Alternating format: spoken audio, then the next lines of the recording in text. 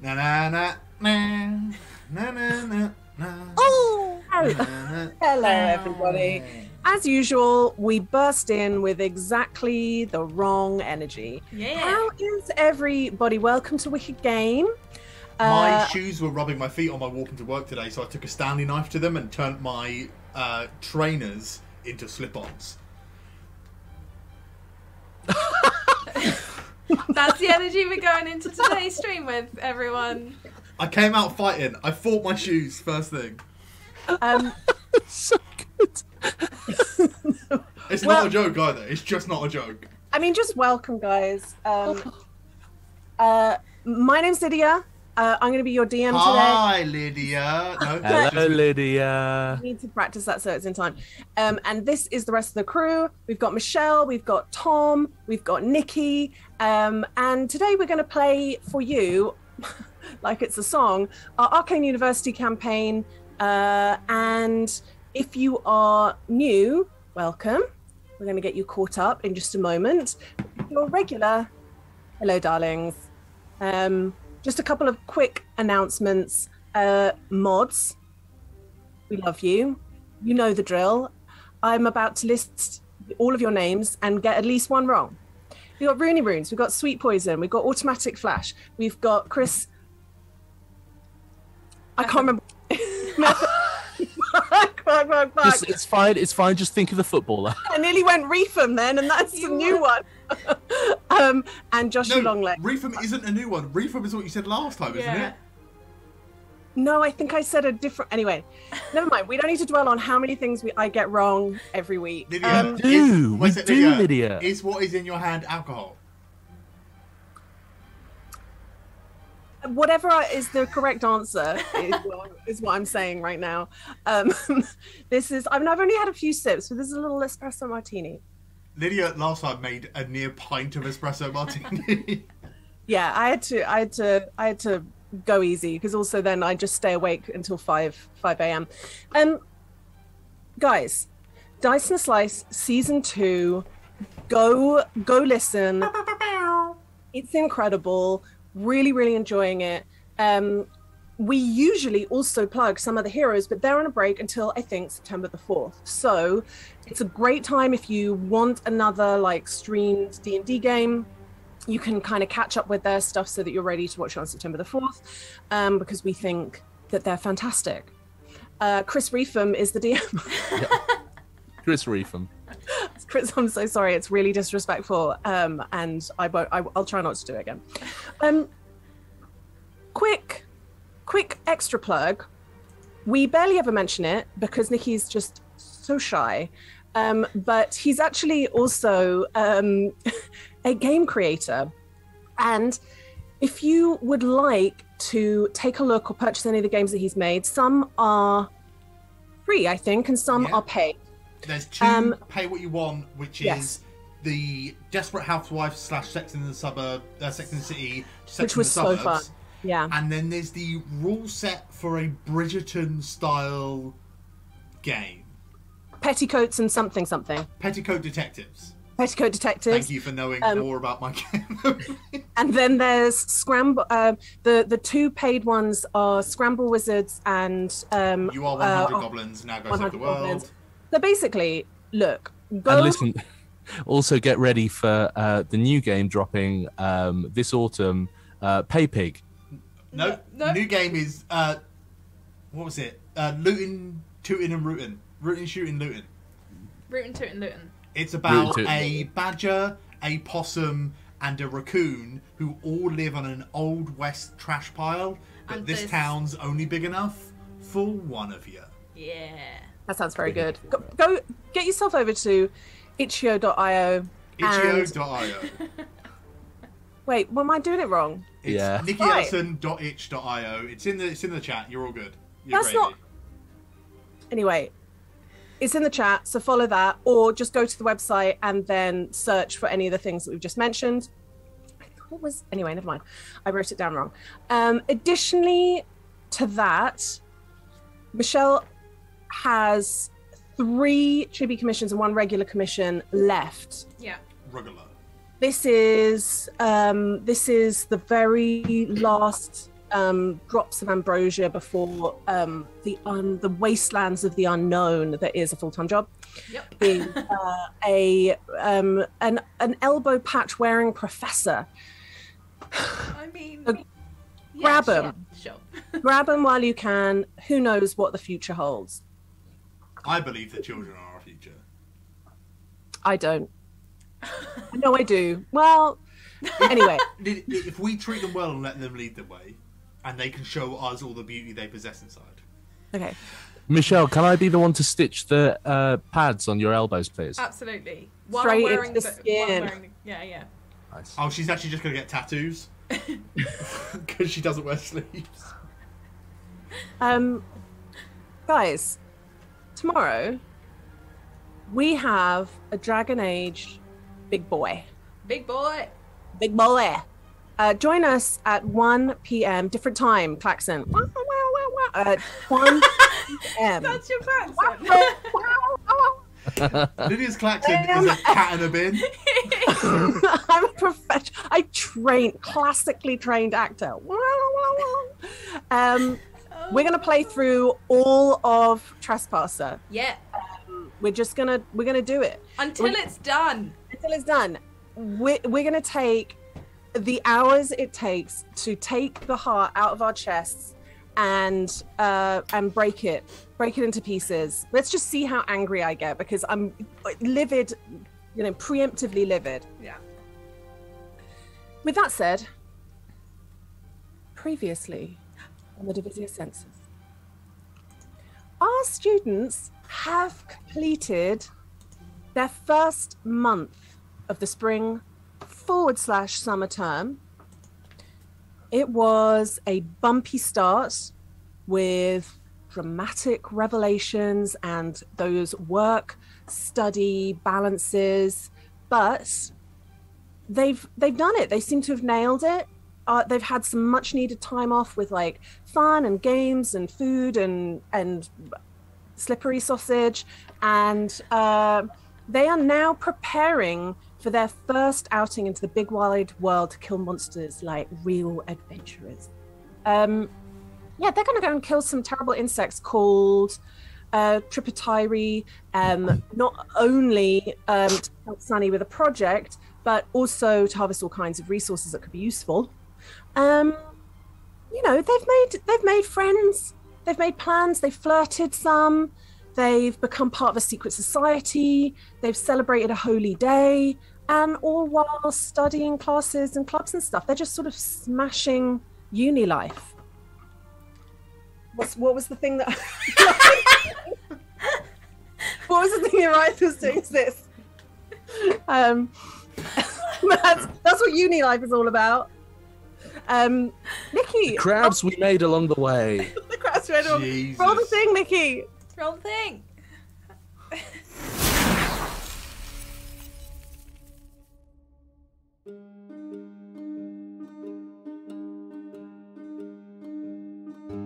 In the heart of Ma'aridia, looking over the glittering city of Solerea, is the world's finest centre of learning, the Divisia Sensus.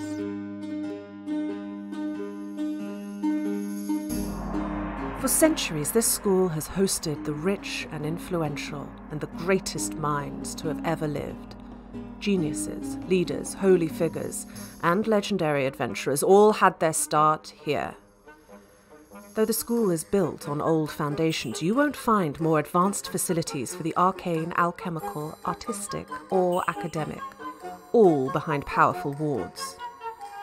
The Divisia Sensus has the finest and most comfortable sanatorium in the known world. We pride ourselves on the care we give to those whose encounter with magic ended with a broken mind. Each year, we instruct students from far and wide in their chosen subjects and the rigours of life at the pinnacle of their field.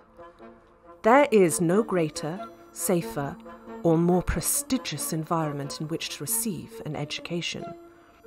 Lady Sophronia Apissimos, High Master of Divisia Sensus, welcomes you.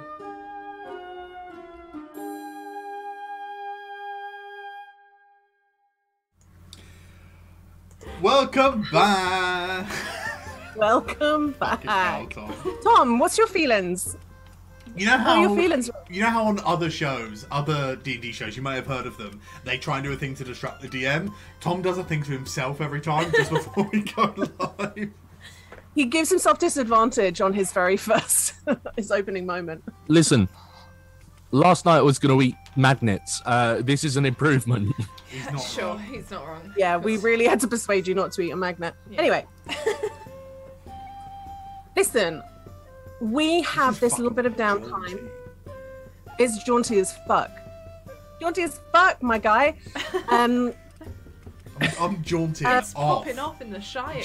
The jaunts are unmatched. It's, Um, what do you call we're a dead just and sort of, ghost? A jaunting. there's no naughty step I can put you on, but It's really not. we're revisiting the 1st to the 4th of April, beginning of this new month, Yes. before you head out. You've already had a bit of a listen to some of the things that have happened, including kind of getting settled in, getting to know some of the people who you're in a secret society with. And you have some things on your to-do list. But one thing I would like to start off with right away Oh. is at some point over those days, you go to the Apennine, the tavern owned by Agatha's parents. And Michelle, you look so frightened. I'm so scared. They Turn are to the still ground. living. They're still living. The pub is still up. But on like the back bar area is a bunch of packages with like notes on the top. And you are informed that these are raffle prizes that you won, and you weren't there because you were doing tug of war and you were doing Ring of Fire. You missed out on the actual raffle pull. So, like with any raffle, not every ticket wins. So we're going to do some quick rolls to see what you get. Oh, I think amazing. maybe it's music too loud. I just want to do a quick sound check. Nobody's complained, so It's just jaunty. Might the put it down jaunt just- is just. I tell you what, I feel like an NPC from Legend of Zelda: Wind Waker. Yeah. I feel the same, but RuneScape. This is like raffle music. I The felt like music is this a little is loud. raffle music. Oh, there you go. Okay, I'll put it down a bit. I might put it down another scotch more. Just a scotch. First up, I believe that the thing goes that you. Oh, here it is. By my calculation, Sunny, you have 6 tickets. Correct. Agatha, you have 2 tickets. Hiraeth, I think you actually have 7. I think I put down 6. I don't wanna- Harife did the same thing Sunny did, which was buy one for everyone. And then and buy then a 5 sheet for yourself because himself. you bought it was like 10 gold for 5 or something. And so then, if I gave one to, no, actually, me and Harife must have 7 then. Oh, I think it's that's possible. how math I have- works. Yes. Yeah. Nevm also has 7. Eppin also has 7. So I'll obviously roll for the kisses. She's poor. But if we could, Nikki, What? roll a d6 7 times. Do you want the total number or? Oh, I don't. Every time you roll 1, you do not win. Well, I got a 4 and a 3 on my first 2. Cool. A 2 and a 6 on my second 2. That's great. A 4 and a 2 on numbers 5 and 6. And number 7, I got 3. Okay, cool. So you won 7 times. It doesn't matter what the total amount is. It's just a way of going like this is how many There's no prizes you- such thing as luck. Oh. I know, this is very sunny. Agatha, roll a d6 twice for me, If you please. roll 2 1s. It would be the most Michelle Right, stroke. I'm gonna use my Agatha die. My Agatha die. Agatha. It's a 1! 1. Babe, come on. I don't think you roll the Agatha die. I rolled a 6. Okay, cool. That's good. That's I'll good. take You got one prize. I'll take one prize. That's one good prize, right? For a hot second, I genuinely thought it was another one. I honestly did when I was looking at it. Hariah, please roll for me. First two are a 6 and a 4. Lovely. That's legitimately 2 1s. Oh, A 6 and a 2. one Okay, more. cool. So Then one you. more. One more. Oh yeah, one more. 4. And another 6. So I 5 roll really wins. well with d6s. 5 wins. Okay, This feels Nevma, appropriate. Yeah. Nevma got 5, and Epina. I hold too many things in my sticky hands. And Epina got 7. Okay, cool. Oh, I'm So- excited. Okay. Let's do this. Seeing as it's the simplest because she only got 1. Sorry, I don't mean to put it like that, Yeah, but no, that's fine. That's fine. Agatha, would you please roll for me a D20 and tell me what number you got? 1. Close. It's 2 1s. 11. Um, Oh God. you got a little book of poetry, and when you open it up, you discover it's extremely explicit. Oh shit. Porn poems. Porn poems. It's that kind of poetry that it's Shall I compare Somebody these to a with- summer's minge? a smaller like intelligence score might not be able to. It's like Shakespeare porn. It's like you have to actually read it to work out it's cocks and vaginas. Oh, okay. Okay. You realize it's cocks and vaginas. You're going, this is really beautiful. Wait.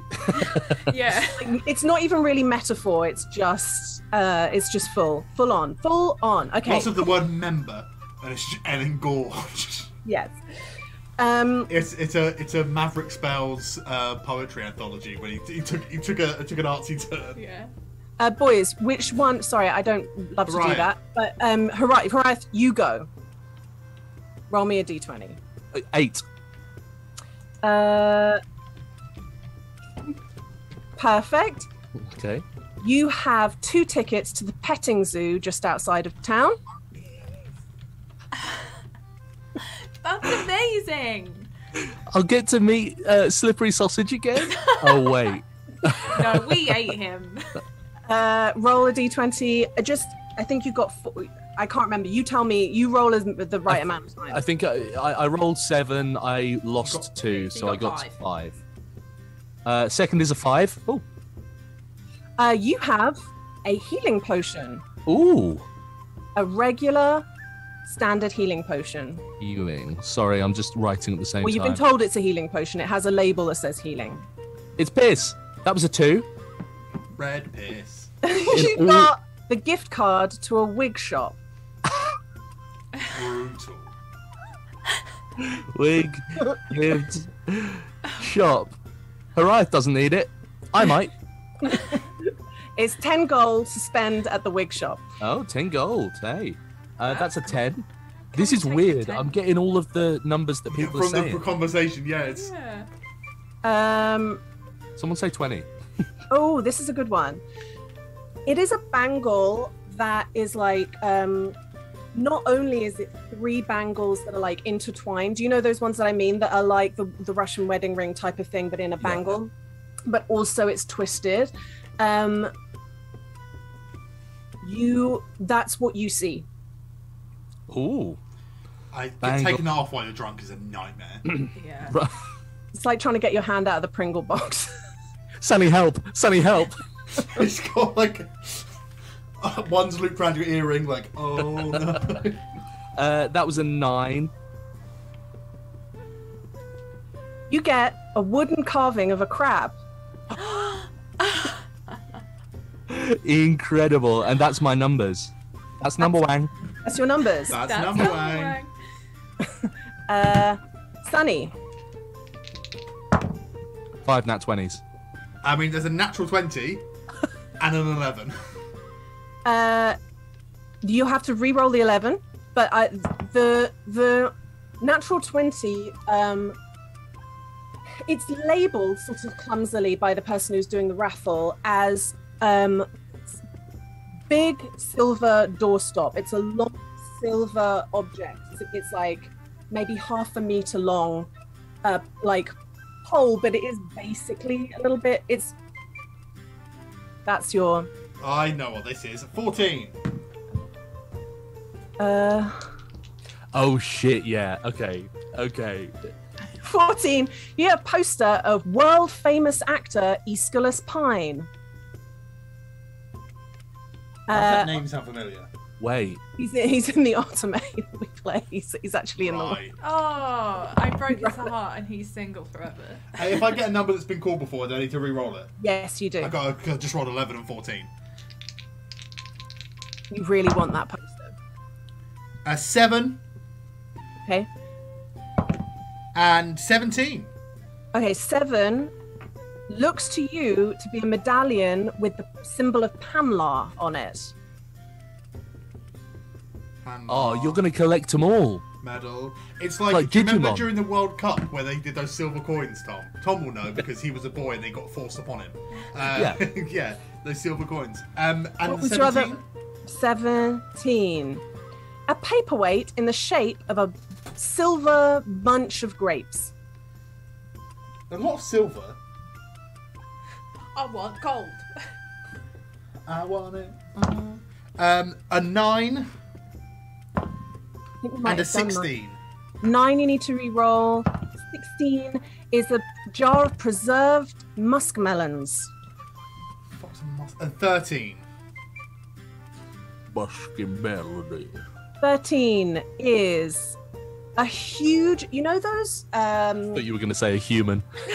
you just get a person. Hi. You know those big bottles with like a thick glass with like a ring that's next to the spout, old-fashioned ale glass jugs. A growler. Well, glass though, I think a growler has to be clay, but this is a glass one, and in it is very fine roddy, and to the touch it's cold, which is unusual on the side. Ooh. Oh, mine would love Is that. that all your stuff? No, I've got another one. Okay. I got a 10. Has that one been done? I think I did that. 10 has been done. That was Bangle. 8. Bingle bangle. Guys, I've made out like a fucking bandit. Agatha's just holding her one little book. She got 8 Paul. done. 8 was I the got- petting zoo. She got Paul. I've got at least 2 chunks of silver. 9. I think 9's been done. 9 was the crab. I got all 12. the nice numbers for you. 12. 12 is a little sack of bath salts. Not little, actually, it's kind of weighty. Not those sorts of bath salts. Genuine bath salts. Ooh. What do you mean genuine? You know people are smoking actual or sniffing actual bath salts to get high. Yes, but there's also another thing that's called bath. Anyway. How That's big is huge. this bag of bath salts? Like Lydia's dice bag size? That. Did you see that? So about the size of your dice bag. Yeah. Those dice bags that I made for me and Michelle, and then grew wary of making them. We've Cool. all been there. Guys, so I got a big silver doorstop that's in the shape of a pole, Very a cool. poster of Mr. Pine, the Panlar medal, a silver paperweight of some grapes, a jar of preserved muskmelons, a large glass jug of roddy that is cold, and a big bag of bath salts. This is fucking sick. Grape await. Sorry. Just Nice. Well done. For you're out of your interest, Nevma got 2 more healing potions and a glass figurine of the Emperor. Nice. and a coupon for 2 main meals at a very good restaurant. Oh. And that's confusing because my phone's going and it's a really funny tune. Nevma's mum got a silver tankard with the Emperor's face on it. She's got a Toby jug. And some pottery, some really nice pottery, which she really can't take with her. So it's all just going to Nevma. She can't travel with all this junk, so she just gives it all to Nevma. I love that. So that is the raffle stuff. I don't know what you do with it. I don't know what your reactions to it are. We just get given this stuff? You're sort of like, so we gave the money, right? So basically what happens is people donate prizes, and then some middle, third-party organisation, this case the raffleur, sells tickets to the rafflees, you and I and everyone who bought tickets, and then they draw those numbers from that, and then all of the money they raise goes to the good cause, and all of the stuff that was donated, it's a way to donate goods and stuff like that, and then earn more money for the good cause than just selling them. Yeah. Okay. Follow-up question: what is a petting zoo? Do you know what a zoo is? Do you know what petting is? Not heavy petting. No. I know what zoos are, and I don't want to pet any animals. No, it's sort of like you know how you pat or stroke some animals? It's like that, but with animals you don't normally do, like pigs. Yeah, it's like pigs and goats, maybe. Goats. Oh. That sort of stuff. Sometimes they have. I was gonna say the equivalent of Shetland ponies, but ponies don't exist here. So now I'm thinking of pigs. They do exist. They just don't last very long because it's not really the right sometimes some traveling ones have got they've got teacup marmots. They only really grow this big. Teacup marmots. Wow. And then sometimes they've got big birds. Yeah. Big birds. Big birds. Maybe Slippery Sausage will be there. Oh, That'll be fun. Me. Yeah, maybe. Yeah, maybe. Yeah. What did you guys get? Just a book. Ags. Ags. What's your book about? Why are you being so cagey about this book? Let's see this book. I'm not. Ags. It's just like poems and stuff. Yeah. Do you, if someone's into poems, you can have it. I love poems. Read one. Why don't you read a poem out loud, Ags? I'd really rather not. I don't think. Can you not read them? Are they in another language or something? Can you not read? You can read. Are you know me smart? Yeah, I can read. They love poems. Oh, it's romance, and you're ooh, cringe. So they're for a special someone. We understand that. I mean, no, they're just poems. Maybe you can read one of those poems as your promposal. No, what? What is a Wait, prom? what? What? If you want to go, hey, do you want to go to prom with me? Instead of just being oi, you, let's go to prom. What are you wearing? You could be shall I compare these to a summer's day? You are more loverly. Agatha's just gone bright red.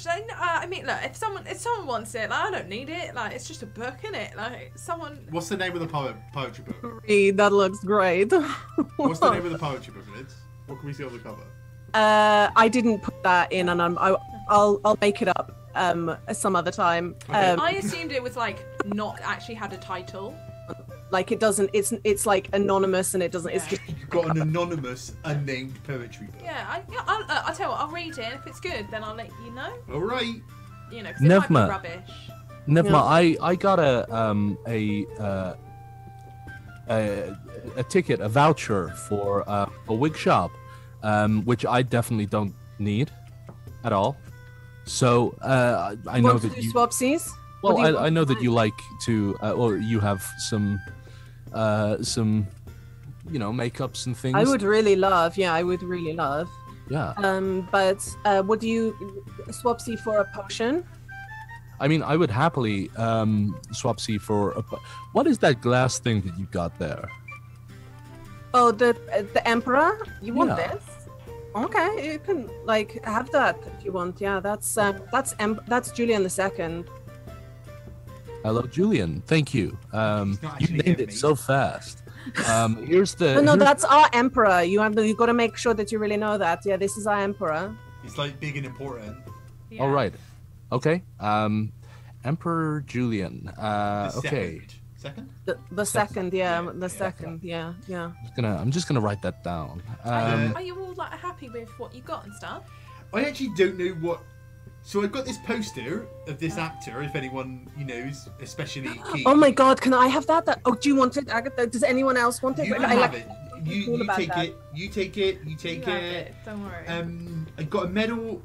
A medallion, not a medal, a medallion of another god, Panlar, and Nikki can't remember what Panlar's domain is, but Sunny would probably. Truth and endurance. Yeah. Truth and endurance, which is like fine. Like I'm sure there's probably a cleric or someone. Maybe give it just to the. What about Beanbone? Wait! We need to like. Do we know that these are just objects? I don't know, but I reckon if anyone knows about endurance, it's Beanbone. He ain't taking his shoes off in 3 years, 15 years or whatever it was. Oh, should I? I really should learn identify, right? So that'd be real helpful because. But I don't want to spuff it if it's on all of the things. You can do me. You can do magic. I can now if you want. You can do magic. Magic. You do magic. Wait. Are you saying you can do magic? Oh! I can do a little now, yeah, like a little bit. I was actually going to say to Agatha that we should sit down and make sure that we don't like double up or anything. Have a look at. I got a new spell, but whatever, That's really cool. Why didn't you show me and tell me? Because I only just like did it. And I was like, I don't know, like maybe you'll think I'm trying to copy, but I'm not. It's like different. No, not at all. I would never think that. Sit down and like check it out. She like lifts it like jet black. It's that black that makes it look like it's a hole, like it's pure black. Red to black. Yeah. And she's already got some like spells that she's copied into it. Yeah, maybe we can just kind of. I've got some silver things. Silver. I got like these silver grapes and this silver pole. Alright. I think these probably magic or something. I got this cute bangle. Do you think that could be something? Could be magic too. Does anybody have detect magic? Yeah, me. Actually, lots. Like really easy. Yeah. I'm just gonna bung and detect magic on this lot. Is it ritual? I do what I fucking want, love. I'll use a slot if I have to use a slot. Don't tell me what spells I cannot or cannot. I was going to do a cool sound effect, and then, but I thought if it was ritual, it might not. No, I'll spuff the slot. I was going to do a 10-minute sound effect. I want the sound effect. I'm spuffing the slot. You're spuffing the slot. Yeah. Here are the things that glow to you. The bangle that Horiath has. Magic. Your bath salt's very tiny. Tiny amount of magic. The glass bottle, small amount of magic there. Magic. And your terrible long doorstop. Magic. The symbol of Panlar. I forgot. Magic. Some of the pottery does. Magic. And I think that's everything. Sick. These are the magics. Oh wow. Bangle magic. I can do magic. You want me to do identify on magic. If you don't mind, yeah, that'd be. I mean, that'd be fantastic. It would save us going to see a certain someone. She takes out an earring that's like a really heavy like pearl, and sits down and starts casting identify. And here is what it takes us time, obviously, because it's like sort of. We sit in absolute silence. No conversation allowed while it happens. Actually, what happens is for the next 10 minutes of that hour, Sunny walks around the apony and everything that's magic. Sunny goes, magic, magic. Magic. The doorstop is actually a chime of opening. Ooh, Oh, that's shit. That's why it's such a terrible doorstop. That's the worst possible. That's a door go. Your bottle that has Roddy in it, whatever you put in it once you've drunk the Roddy, it'll just always, it's like a little refrigerator bottle. Ooh, that's cool. Like a thermos or like a never-ending bottle. It's like a thermos. It's not that it keeps things cold, it makes things cold. So a hypothermos. Bang, bang, bang, bang, Magic. The bangle Yes. is a bangle of Okrath, which is the Dark Mother. She's the goddess of renewal, Dark Mummy. of birth and death and all the big cycle of life. Goth Mum. And you get... I'm going to quickly roll it for you. 4 charges of resistance. And Ooh, once the charges are all done, it's dawn when it recharges. Oh my goodness. Sick. That's very cool. So that's very good. My goodness. Resistance is not a reaction, is it? Yeah. I'm thinking of elements. Sorry, that's also That's why it's very low level. The bath salts, you got three doses of bath salts. Again, it really sounds like drugs, but it really honestly isn't. When you use it in the morning, you have a full day of +1 to persuasion because you smell delicious. Oh shit. Magically delicious. That's awesome. That's right. What else did I say? I forget. Panlar. What's Panlar saying? Yes, you get 1 charge of Zone of Truth. It doesn't recharge, so it's just it's like it's been used a few times already, and it's like then it's just a medallion of like a symbol of Panlar. What's Panlar's symbol again? It's a hand like this and then an eye in it. Yes, that's correct. Yeah. Lord. We get it. I think that's everything. Oh, I did one thing that I did forget that Nevma got and is now completely obsessed with is she's got an owlbear teddy bear plushie. Oh, that's cute. That makes me want to cry. You said the pottery was also magic. Oh yes, that basically when you eat off the plates are plates with a very basic, it almost looks like a horizon, but it's not super detailed. But when you eat off them, you get visions of the place that's on the plate, or when you drink out of the cup, there's like a full one single set, and you get like visions of a completely different land. Oh, that's so cute. So very, minimal, like low level, but like, it's not going to help you in battle. But then why would you get pottery out in the middle of battle? 1 sec, I just want a snack. I just need a quick snack. I use all my action just to eat. Bonus action ramen. Yeah. Cool. Raffle done. Done. Completed it, mate. Done. I mean, these feel like very generous gifts to be given to a raffle. Well, yeah, because like, if you donate good gifts, right, more people buy tickets, and then if it's good gifts, people normally buy more than the monetary value of the gift. Therefore, the charity gets more money.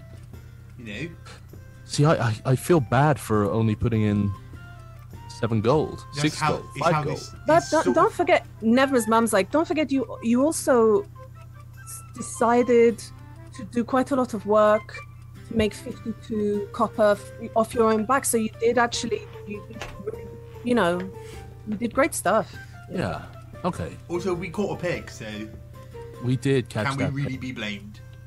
I miss him. I can't wait to see him again. Incredible.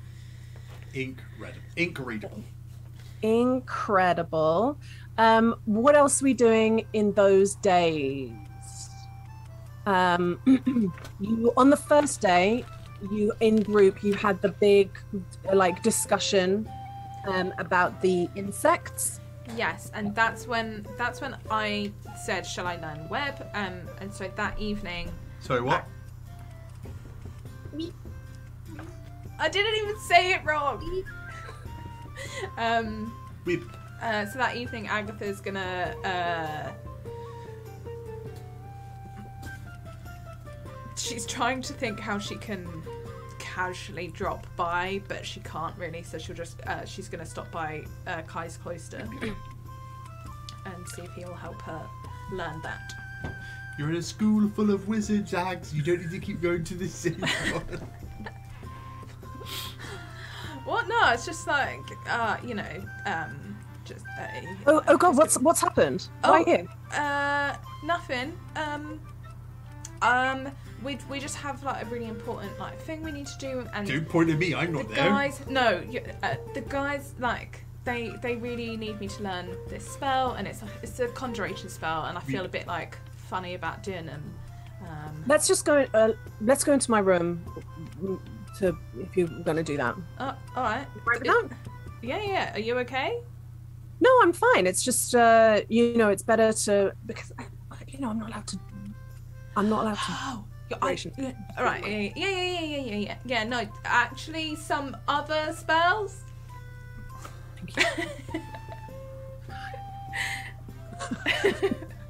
And he starts. Seems like you're fucking.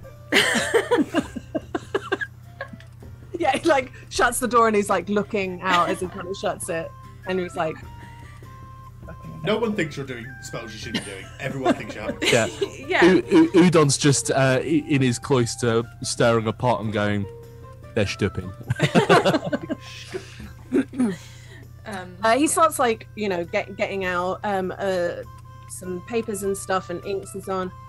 You're right with me just kind of sorting everything out, and then I can. Yeah. Like take like yeah, whatever. But I knew you weren't allowed to like study it anymore. Are you like not allowed to do any conjuration spells ever? I don't really know. I think it's just they left that open, and then it's just sort of for me to feel bad if every time I cast so I don't.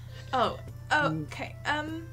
Is this like not good then? Because I can probably figure it out. Like, no. I mean, I don't want you to get in trouble. Well, I can't really see how that would happen, but if you're not comfortable, then don't do it. But whatever I can do to help, that's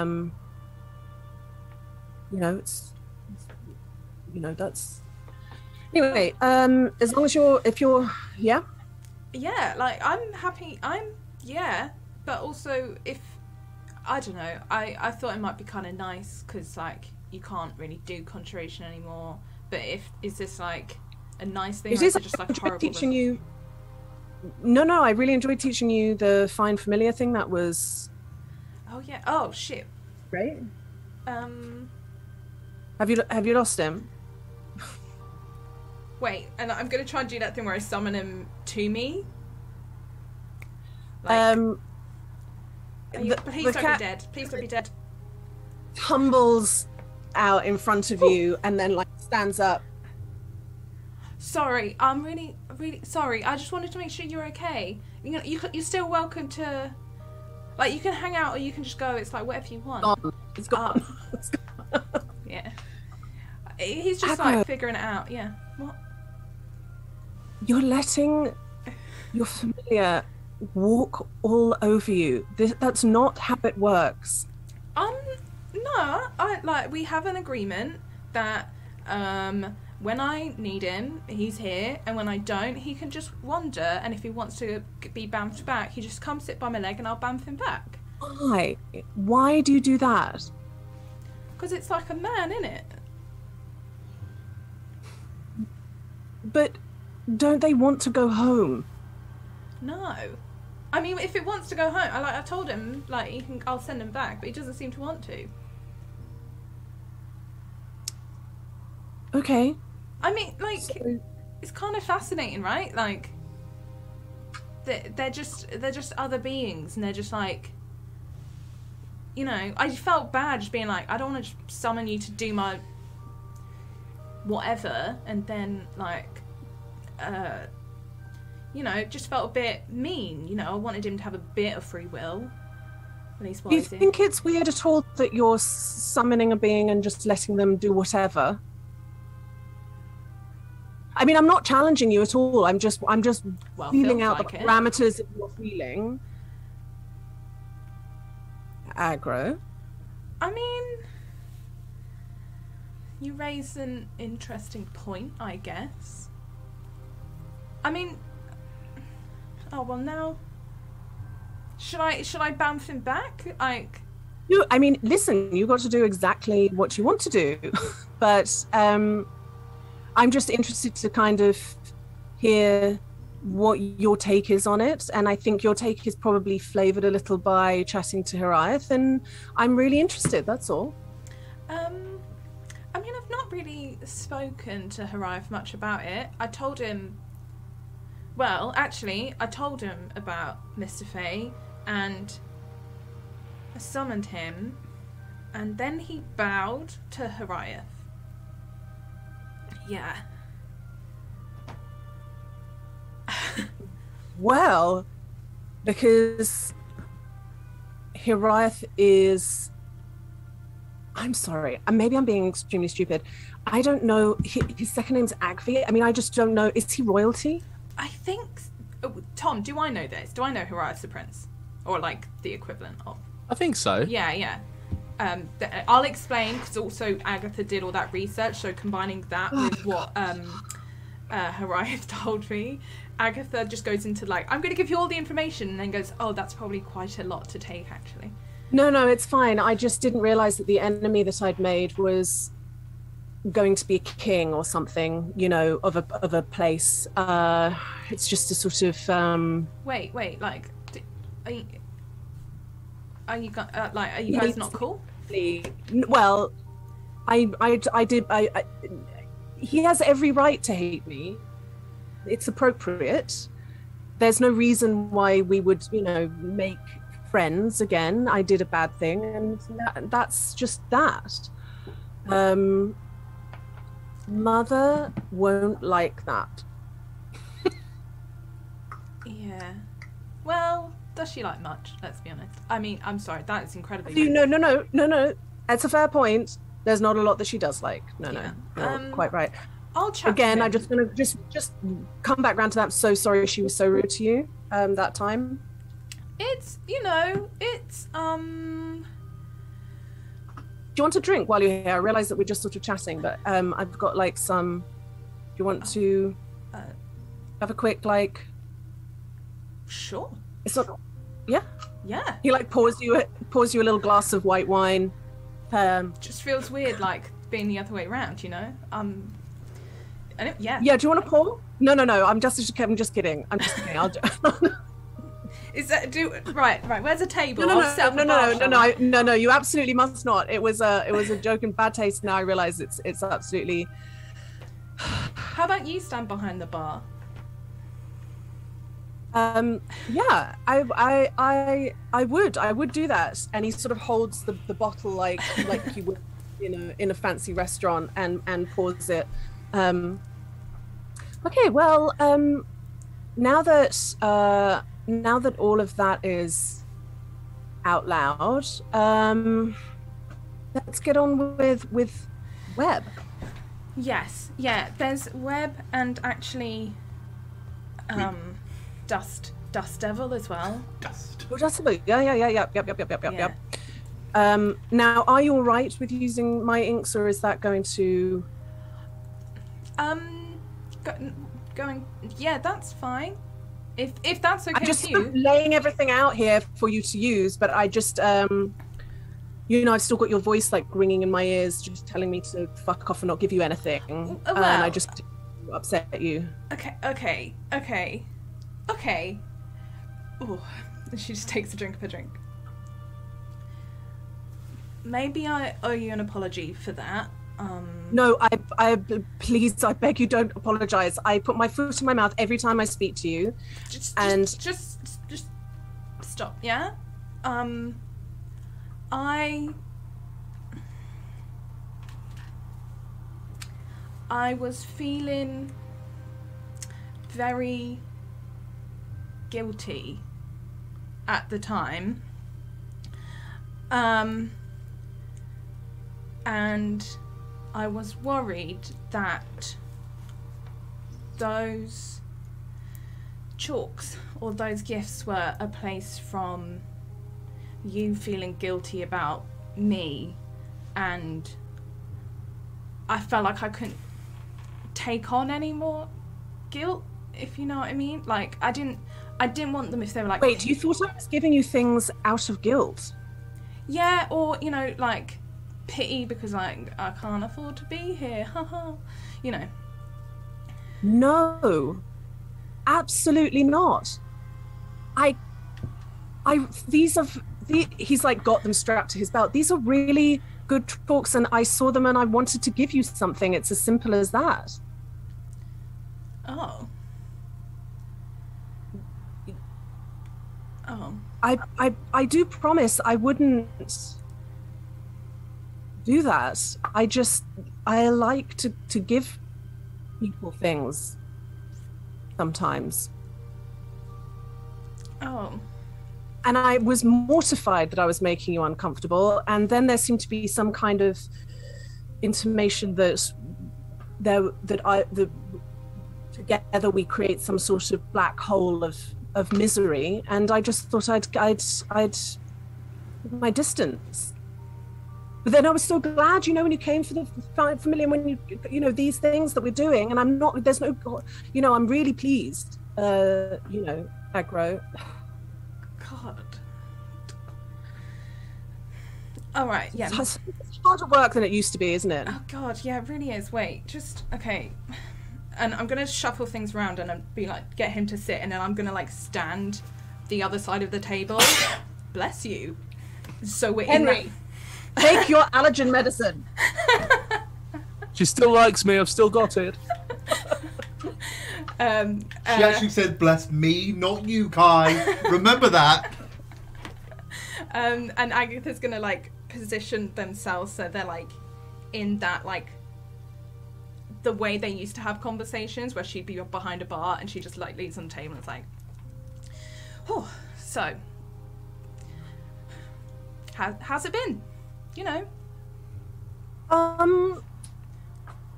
Yeah, I mean, it's I don't like I've really struggled to find a new primary, but that is fine.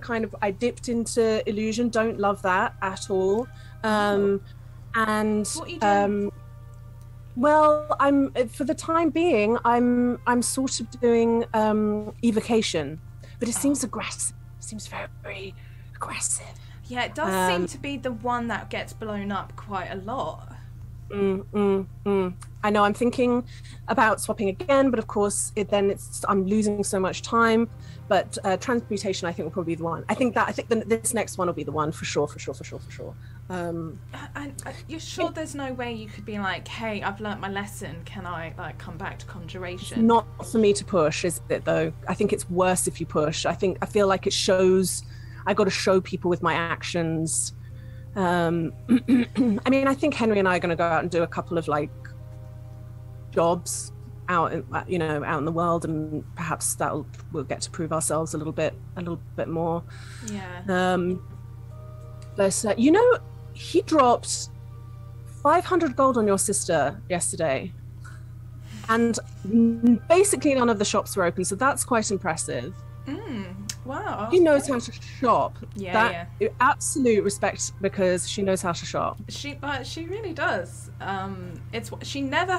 She somehow never has money, but always has really nice things, and well, now I know why.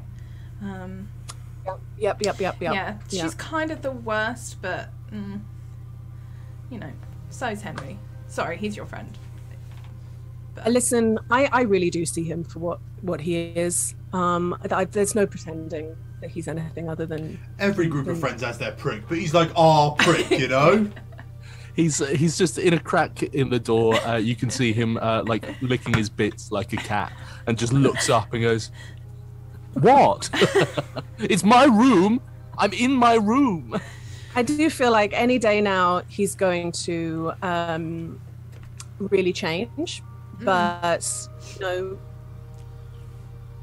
sometimes it takes a big thing to happen to you before you really change, and yeah, I guess. But you know, he could just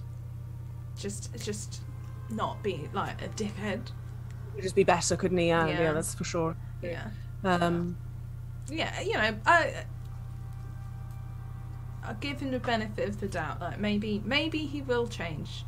Don't give him the benefit of the doubt. Don't do that. 'Cause that's what most people do, and they always regret it. Okay. Always. Right. Always. I don't feel bad about threatening him anymore. Oh, you threatened him, did you? What did that look like? I'm not going to recreate it, but I did just grab him by the scruff of the neck. That was you. Yeah. You know, he's got blind sight with you. He just can't. I don't know what he said. Somebody attacked him at breakfast, but he couldn't say who it was, which is amazing when you think how many times he's met you. It's honestly fine. I'm actually happy that he can't really remember who I am. You know, less trouble that way. I really love the idea of every time Agatha sees him, he goes, "Hi, Henry, nice to meet you." She started just giving him a different name each time. Bianca, yes, hi. Cool. So where are you going? What are you going to do? Why do you need these things? Oh, there are these. Another secret? No, not really. There are these insects. Trypitiri? Yeah. Tipperary. Okay. Tipperary. Something like that. I don't know. Okay. Yeah, we're going. Sunny needs components from their shell for something he's working on, but also they have venom, and we're thinking if we can bottle that and sell it, then that's money, which would be fun. Yeah, I mean, my experience, you just to bring everything back and see what sells is always, you know, my experience. Yeah. Yeah, I think we've got we're getting stuff so we can harvest as much as we can. Do you know if the school buys that stuff, or am I gonna have to sell it in town? They could, but they don't give you a very good price. I'd sell it in town. All right, okay. So you know that, you know, they've got no reason to give you a good price because they're trying to get money from you. It's just I don't want to be a dick, but Bim's a bastard. Really? Yeah, you know, I just think really rips the students off.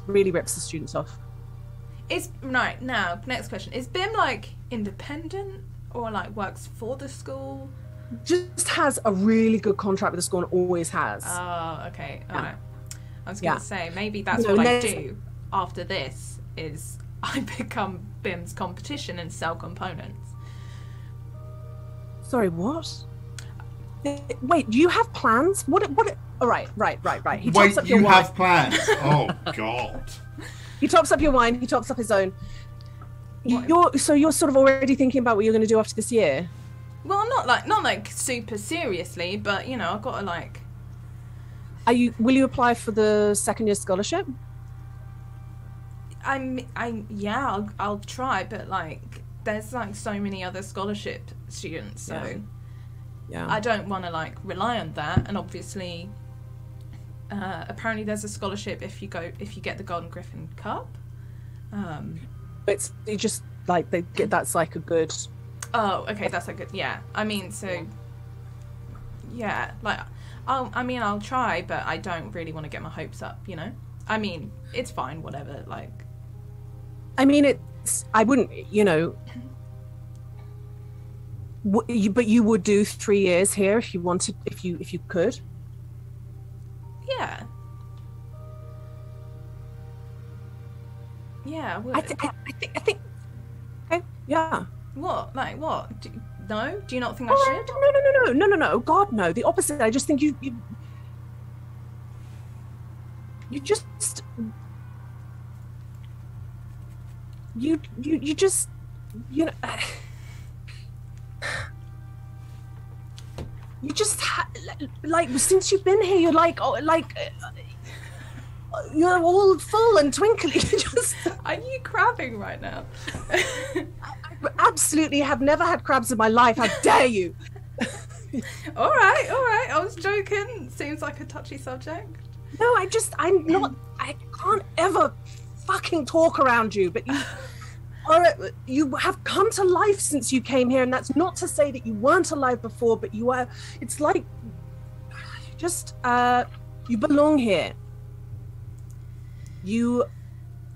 I know it must feel like you are here under some kind of prick, but you thrive here. You belong here. You should be here. You know, it's not for me to do, but if there's ever anything that I can do to help you continue on, if that's what you want, I'll do it. Agatha goes to leave the room. It's like, 2 seconds. I'll be right back. And she's spells. Where are you going? I'll be right back. And I'm gonna run to Agatha's gonna run to her room and just grab something from in her trunk and then run back. Cool. So 20 minutes. You come back and he's definitely put product in his hair. What's that smell? It's an air genasi. He doesn't need to put product in his hair. Like coconut or something. That's what they said. I don't know. It's like a kind of. Anyway, it's nothing. It's nothing. Okay, I'm gonna show you something, and you have to promise not to laugh, though. All right, you're already kind of smirking like you're gonna laugh. I mean, I can't. I mean, what do I do if I want to laugh? I mean, okay, laugh if you must. But look, I didn't. Oh God, I didn't always hate you lot in this school. And she pulls out the thing she's got behind her, and she puts it on the makeshift bar they've made, and it's what looks like a stack of mismatched paper, and it's tied together with string one side, and there's a ribbon that's tied but come unstuck. That was kind of keeping it together. And as he looks at it, it just looks like a bunch of old invoices and letters that have been water stained by mead or alcohol or whatever. And then as he goes to flick it over, she's just all right, just don't. You wanted me to do the accounts for the Apony. What is this? And as he turns it over, on the front it says in a 10-year-old crayon drawing, it says Agatha's spell book, not Mel's, at the bottom, and then it's just a bunch of made up spells. No. From when Agatha was little. Aggro, this is fucking adorable. No. Okay, that's actually worse. Can you laugh, actually? That'd be better. No, this is the sweet. Look at this. I cannot believe. What are these spells? Yeah, what? They're summon a puppy and unlimited chocolate and really silly kid things. Fly. Oh wait. Yeah. You made a spell that turns all broccoli into chocolate. Yeah, all right. Okay. Okay, right. I was trying to do a sentimental thing here, I know I absolutely love it. Look at this. Oh, pictures of your mum and dad in here as well. Very good. Yeah, I don't know why they're in there actually, but yeah, look. Flesh columns. Banish mum and dad. I heard flesh column. Yeah, me too. My mind went to penis, Tom. Oh. Not a person as a column. Yeah, look, I like everyone to think that, this has been such a burden on me, but it's not. Well, that's what I'm talking about. You was meant to do this. I'm not saying even for a second that we did it the right way, but I mean, if it was that way, or like, I wouldn't be here. And so look, I do feel really guilty about everything. You know, I feel guilty that like what my mum and dad went through, and like, well, like the fact that it's kind of fucked things up for you, and obviously Horiath and his whole family. But you know, I feel like I'm just so guilty and feeling so terrible about it that I can't actually tell anyone that I'm actually so excited to be here. That's stupid, but you know what I mean. Listen, it's a shame that you have to put a lid on it, but I can see it. I can see it every time. You know, when I was teaching you Find Familiar, it's just, you can't help but to smile when you're casting a spell. It's so sweet. Like, seriously, when you're in battle, don't smile because it's not that ferocious looking. All right, I'll just can't people while you're speaking. It might be quite unnerving, right? If we're just sort of gurgling the verbal components out. Yeah, all right, maybe I should do that. Okay. Well, I mean, he pushes the thing back. Thank you for showing me that. That does something to sort of ease my mind that, you know, that you're not actually trapped here, having to, you know, attend SAN, which I know is not, it's pretty much everyone's worst club. But I mean, it's kind of, I don't hate it. It's kind of rewarding. Really? Yeah, you know, a lot of the people. I never even thought. I know it sounds terrible, but I never even thought to do it because we're all so frightened of what happens there. That's like everyone's worst nightmare. So we all avoid it like the plague. Yeah, and it's kind of sad because there are so many great people in there. Like there's really? There's this girl Fida, and she made me this shirt. Like, it's the one that got ripped, and she just went ham on it. She's really cool, and she like talks about a couple of other people, and you know. Oh, wow! Sorry, I just never even. Really easy not to think about it, I guess. I mean, I do think about it. I think about it an awful lot, but just to not really push yourself to go and take a look ever because we're all sort of scared of it. But do you think I could like pop round when you're doing your club one day and meet the people that you're talking to? Is that something I feel like I could do? You could certainly ask. I'll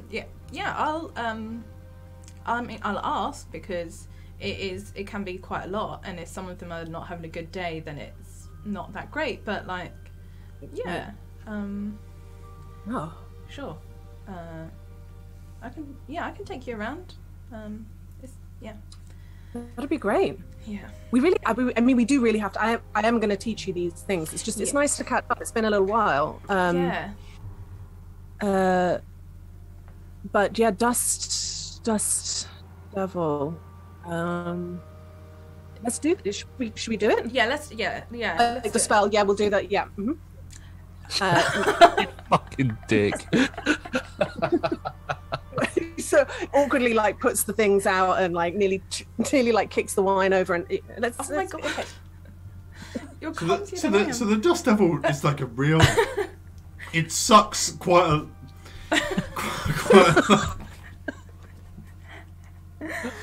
Oh god.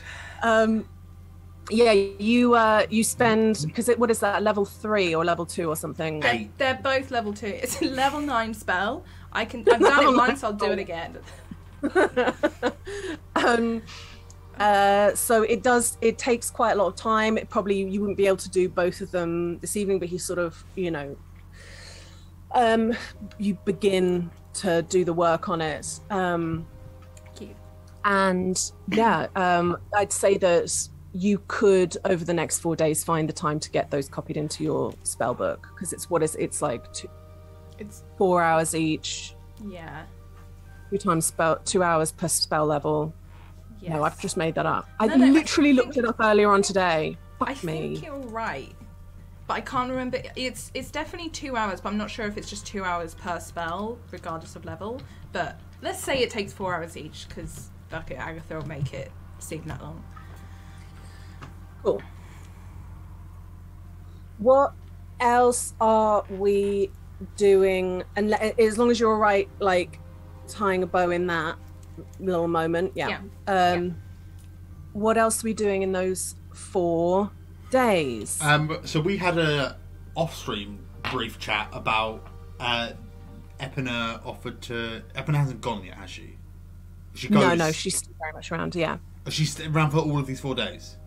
Yes. Yeah. She's made the decision to go the night before you leave, to make like the most amount of advantage of the time.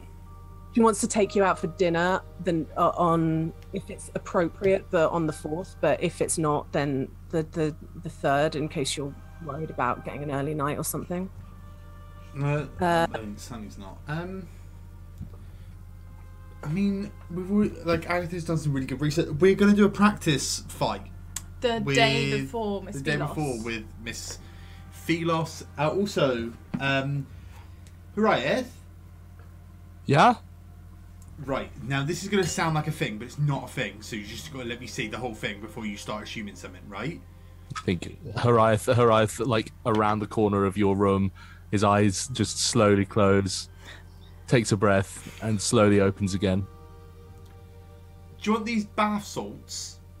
They, like, make you smell real good and, like, they help with persuasion and stuff. I know you're really good at it, but, you know, like, because let's be honest, if we get into a situation where we need someone to do persuading, you know, you'll be the guy, so it's better to make your best person better than trying to catch someone up, you know?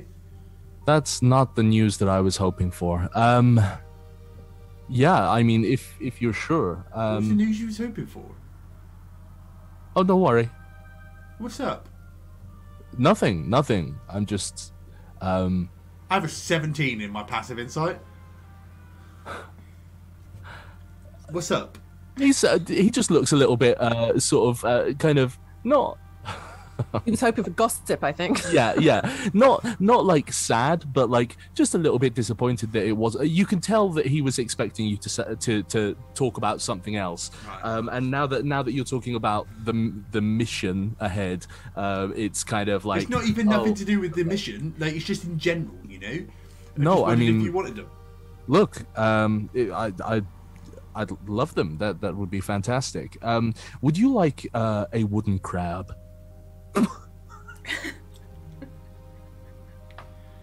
No, not really. Okay. I just don't really have much of an affinity for like crabs or like aquatic creatures or nothing. Look, same. I didn't even know they existed until just the other day. Why? What happened the other day? Well, you told me about crabs. I have a healing potion. I know that you can heal people. Yeah, it's actually probably better that like you or someone who can't heal someone has it. Well, so that if I can heal people, just a little. So like it's probably better for like Ags or Nevmir has it, so that like if we get hurt, they can help us. Of course, that makes more sense. You're good at this.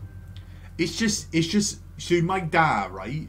Like he hires loads of people, like William, like Violet, like his mates and stuff like that, and everyone's like, "Boy, why you gotta hire so many people?" And he's like, "Well, mate, I'm 3'5". I'm not exactly gonna be bouncing people out the tavern, am I?" So right. Like it's basically it's just about letting people do what they're best at, you know? Like if someone finds their natural affinity for something, it's like trying to get a bird to swim. It just ain't happening. You gotta let a bird fly. You do be like that. Okay, yeah. I mean, I'll hold on to it until the girls come back, and we will talk about it later. Hey, bud. Can I? And I kind of like just sort of like look out the door, and then come in, and then just kind of close the door and like sit on like a stool or something. Just kind of go. Can I ask you something? I mean, yeah, sure. I'm an open book, you know me. So, So, I really like this this disc that you put in. It's my favourite from back home. It's called The Jauntiest Little Boy. Now that's what I call Epoch. Epoch of Julian. Epoch of 103. So look, I have a date coming up, and I've got to be honest, I don't really know how to. How do If you that want makes me? sense. Like date? How to date someone? Yeah. You do. Sonny is, for the first time ever, lost for words. Sorry, mate. Sorry. Just let me get my head around it. So basically, Hariath, are asking me, Sunny, how to date, just so I can. Can I get in on this action? No, you're somewhere else. You're somewhere else. Get out! Get out! You're dancing around making a fake bar for your weird barmaid roleplay with your. No, like I'm not trying to be a dick. Like I just want to be sure, because what I don't want to do is talk in a way that like makes you feel small. Yeah, no, I suppose what I would say is I am quite proficient in. You're a big fucking catch, and you've never had to try before. Sonny, stop. Am It's I just right? look, I can't say that I have. Look, our lives are very, very long. I am in relation to other people that I know in the Fae. I am very young, and I have not really had. It's fleeting, you know? It's fleeting. Right. So, let me hit you with it straight. No metaphors, no similes, no folksy witticisms, no nothing. Just like pure, specific advice. So like when you go to a restaurant. Yeah.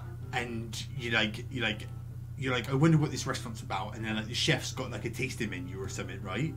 Of course. What if you're a restaurant and the date is your tasting menu? You dig? You with me? That sounds like what I'm used to. No, it's not about putting stuff in your mouth, right? Right. It's like mental tasting, you know? Okay. You've got to give your date an idea of who you are as a person, so they can get to know you. And then the next time you do something that they suggest, and it's their turn to get to it's like going, I've got a restaurant, why don't you come and check out my menu? Here's the tasting menu, and you can have it like little bites of different parts of my personality and see what you enjoy. And then the next time you go to their restaurant and they give their tasting menu, and you get little bites of their personality to see which parts you enjoy. And if you like enough of the menu, you go back. But if you're like, well, I quite like the dessert, but like the rest of the menu just weren't for me, you just don't go back to that restaurant again, I once went to a place where like they sold nothing but raw meat, and I was like, I can't eat nothing here, I'm never going back. So Right. If you're in that situation, it's just a no-go. So don't be raw meat. Well, it depends. Some people like it. Oh It's my- called tartar. Tartar. Sonny, I'm so glad that we're not speaking in simile or metaphor. So I have 2 tickets to this petting zoo. Right. I'm going to stop you right there. Right? Is a petting zoo what you're about? Does a petting zoo say Haraya? I mean, no. What? Okay, let's do this. Right? Let's play. Okay. Let's play in imagination. Right? You ready? Yeah. Close your eyes. Yeah. So you wake up, Yeah. And you've had time to plan, and we're just doing Horiath's perfect day. What does that look like? What's Horiath's perfect day? Don't say anything about the Fate Wild, because that's just unattainable. So, like, your perfect day in Solerea. I mean... Paint me a word picture, Horiath. I've got my eyes closed. I mean, I don't know. I've been here for all of 30 days. That's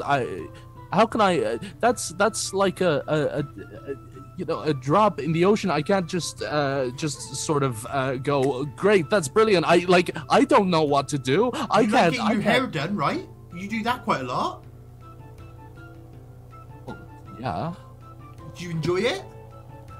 Yeah, but will Hazes want to get her hair done? You telling me, what are the conversations like when you're at a salon? You know, getting your hair washed or something? They're top notch, you know? Well, they are. Right? So, you don't have to get a haircut or nothing, or a dye or nothing. But what if you guys go get your hair shampooed and blow dried and stuff, and then, like, you go out for dinner or something? It's such a wonderful time, you know? Okay. It's like having a spa day, but just for your hair follicles. Just for hair. Okay. You can also do the rest of the spa day if you want, but like, you know, like if pampering yourself, you know, a bit of like self-love is like what Horiath's about, then that's what you should do. Remember, it's your tasting mode, like. And also, I don't know. Is it good? Is it good for me to just kind of drag her and bring her to the things that I like, or so? Like, if it's like you going to go do something, she just has to sit there and watch, then probably not. Okay. But, like, if it's like a thing you can do together. So, let me tell you this. The last time I went on a date, right, what I did was, like, a first date, I packed a picnic, and we rode marmos out to the dunes, and we ate a picnic on the dunes, you know? And we just sort of, like, looked out over the sands, and then she made a very funny joke about a sand wedge.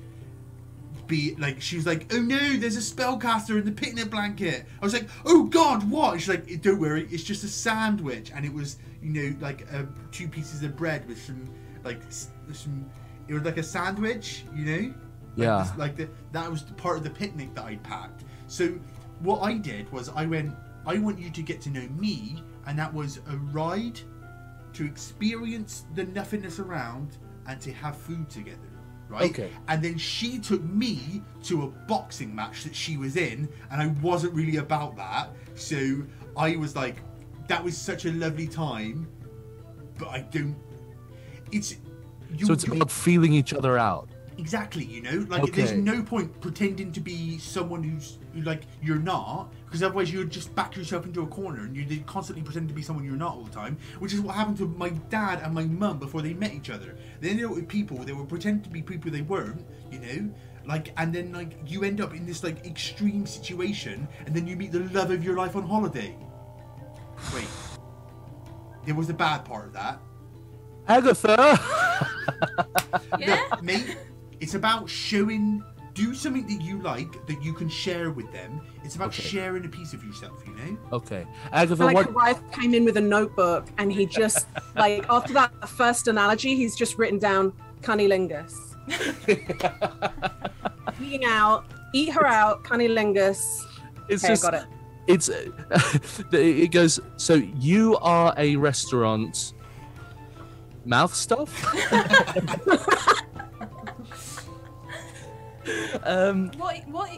What's happening? You are a restaurant. I could eat you forever. So, me, Hazes. Yeah. We're doing something that I want to do, right, Sonny? When it's not, it's something that is part of you, you know? Something you enjoy that like evokes Horiath. Right. Okay. Sorry. They're going on a date. Horiath's never been on a date because all he does is suck and fuck. Is basically the situation that we're in. Right. Nevma just like swings around the door jam, leans in. What is? I heard suck and fuck. What? Horiath's going on a date. He's never been on a date, and I need to be raw meat. Right. What's good to do for the first? I said he should do something that is something he loves to do that he can share with them. Yeah. Oh God. Yeah. I think didn't you just suggest coffee or something first? Is that what you said? Wait, I need to get my mum. She'd be perfect for this. Oh, Dad. yeah. She'll know. Also, it's like in Sonny's room there are now so many people. Sonny's still in I bed. closed Like, the book Sonny's still fairly laying on his quickly. bed. While they're like getting stuff, Agatha just goes to her. You know when you kept doing this? Why did you do this? I don't know. I think it's just I think it's like fight or flight, you know? I think I just felt like you wanted to fight or run away from. It's like the I don't know, famous boxing bird of South Solerea. I think it's I think I just panicked, you know? I think I just Why were you panicking? I don't know. Why do you care so much? I'm just asking questions. We were talking about he was Sonny. being a crab because he was being weird because he fancied hazes. Epina sort of sits on the edge of Sonny's bed and looks at Hurath. You don't want to have a short interlude with her. You want to see if she could be good enough for you to be in a relationship with you. Correct? Yeah. Or you already know and you want to just be in a relationship with her? I don't know. It's the first time I've offered. It's the first time. How well do you know her? I mean, we're in the same class. Right. We speak. We sit at the same table. We speak to each other, but not about like things. We kind of speak about how much we hate the other people in our class. So you already have a bit of common ground. You know how she might fight, and you know what her basically. You know enough about her to know that you're attracted to her, and that she has a good personality. And you don't want it to just be a one-night stand. This is perfect, starting point for a date. Okay. It doesn't matter where you go at all or what you do. It's about conversation. You see what I mean? You could do anything at all. Just make sure it's somewhere that doesn't stop you from having, don't take it to the theater because you can't talk. So it could just be coffee or like a beer or... Yeah. Any of those things. I guess a basic, if you're quick to get intoxicated, don't start the date off with drink, because in my experience that if you're attracted to one another, you will end up having a moment that is sexual. So if you want to take it slower, coffee is perfect. Lunch is perfect. Picnic is perfect. I think, you are extremely charming, Uriah. All of this is beautiful. You are very charming in here, too. Yeah, all that outside stuff has been your curse so far. It's time to put your insides out. Oh, don't. Put your insides out? Right, okay. Okay, it's fine. It'll be fine, right? It'll be fine. I mean, also, it'd be fine if it doesn't work out, because it's nobody's fault when these things don't work out. You're just not well suited. It's all about compatibility, Sometimes you're just not. That's it. Okay. Yeah. Okay. Shall we? It's quite a lot of people. It's just everyone sat on my bed, and it's pulling the covers quite tight over my legs, and I can't get up. In bed this whole time.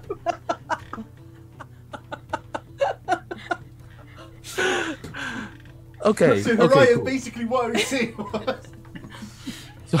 So be the meat, be yourself. Okay, great. Why do you keep talking about meat?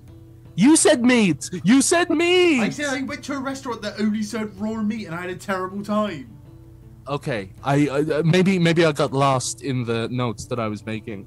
Oh, goodness. I need to run. Why you gotta run? I'm scared. Okay, did you want the bath salts? make her one of those flowers. When you go somewhere, just take her something very simple. It costs nothing. Make her one of those flowers that you brought to me. And it's something about you, innit? It's about you. See, it's a Mariah thing that she can be like, ooh, unless she gets a bit of you from it. Okay.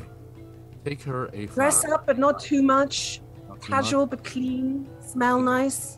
Smell nice. Bath salts. I would love those, please. Thank you. Only use one dose though, because if I don't think it stacks, and I think you'll just start to smell and itch a lot.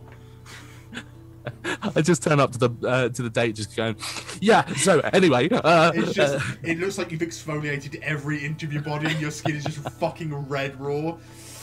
I did an acid mask. oh goodness. While we're all together, I thought I could take you.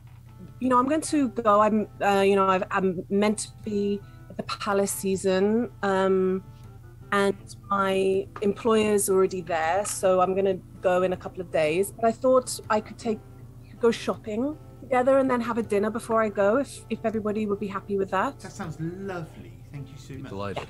Thank you. Yeah. Wonderful. Because I feel like, Nevma was telling me that there's little things that you might need for your little trip away.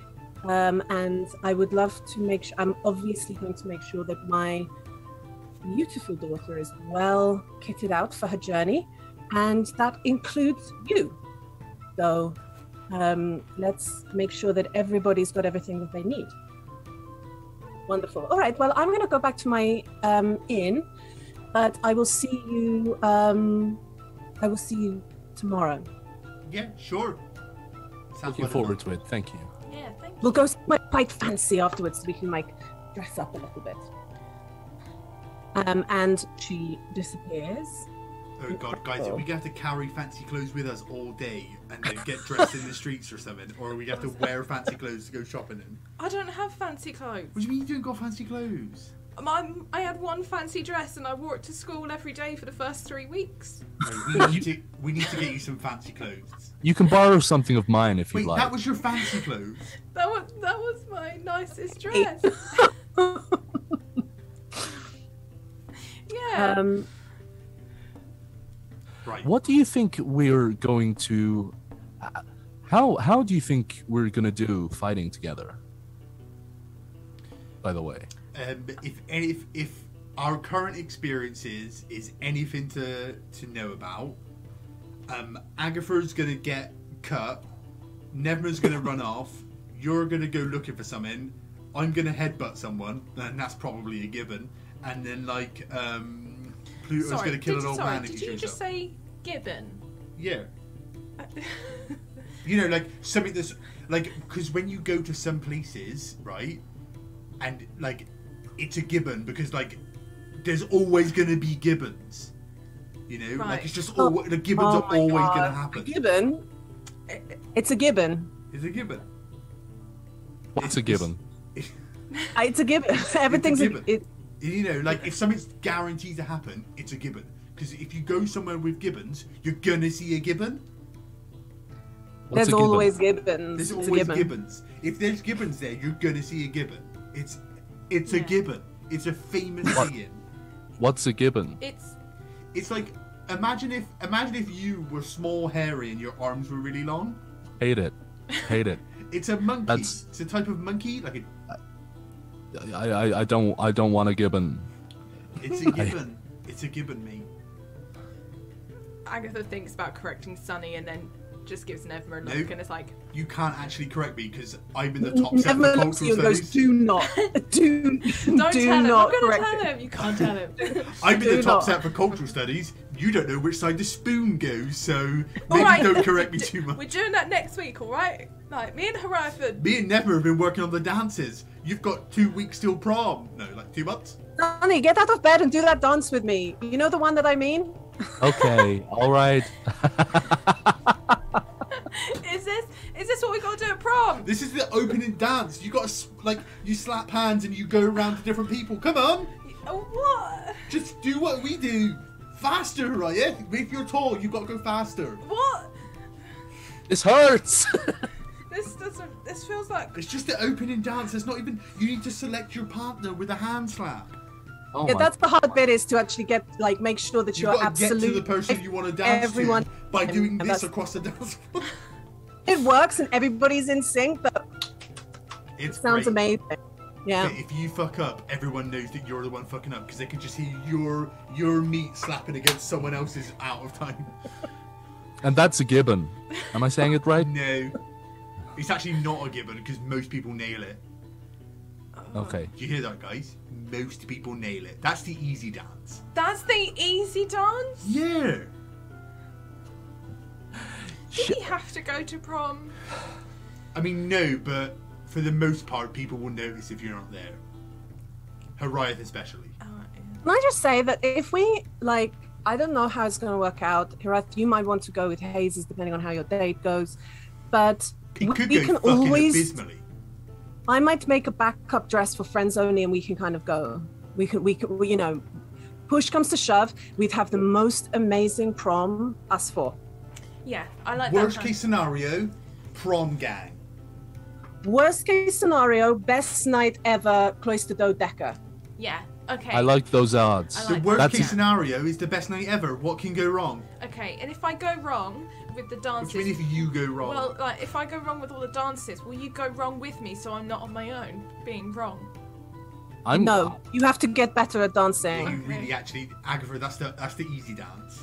I just kind of lean down and whisper in her ear, "It's okay, we'll practice." Okay, thanks. We'll actually teach you the dances because it sounds like you look. If you guys don't learn the dances in class by prom, I think the expectation is you guys just sort of sit by the side.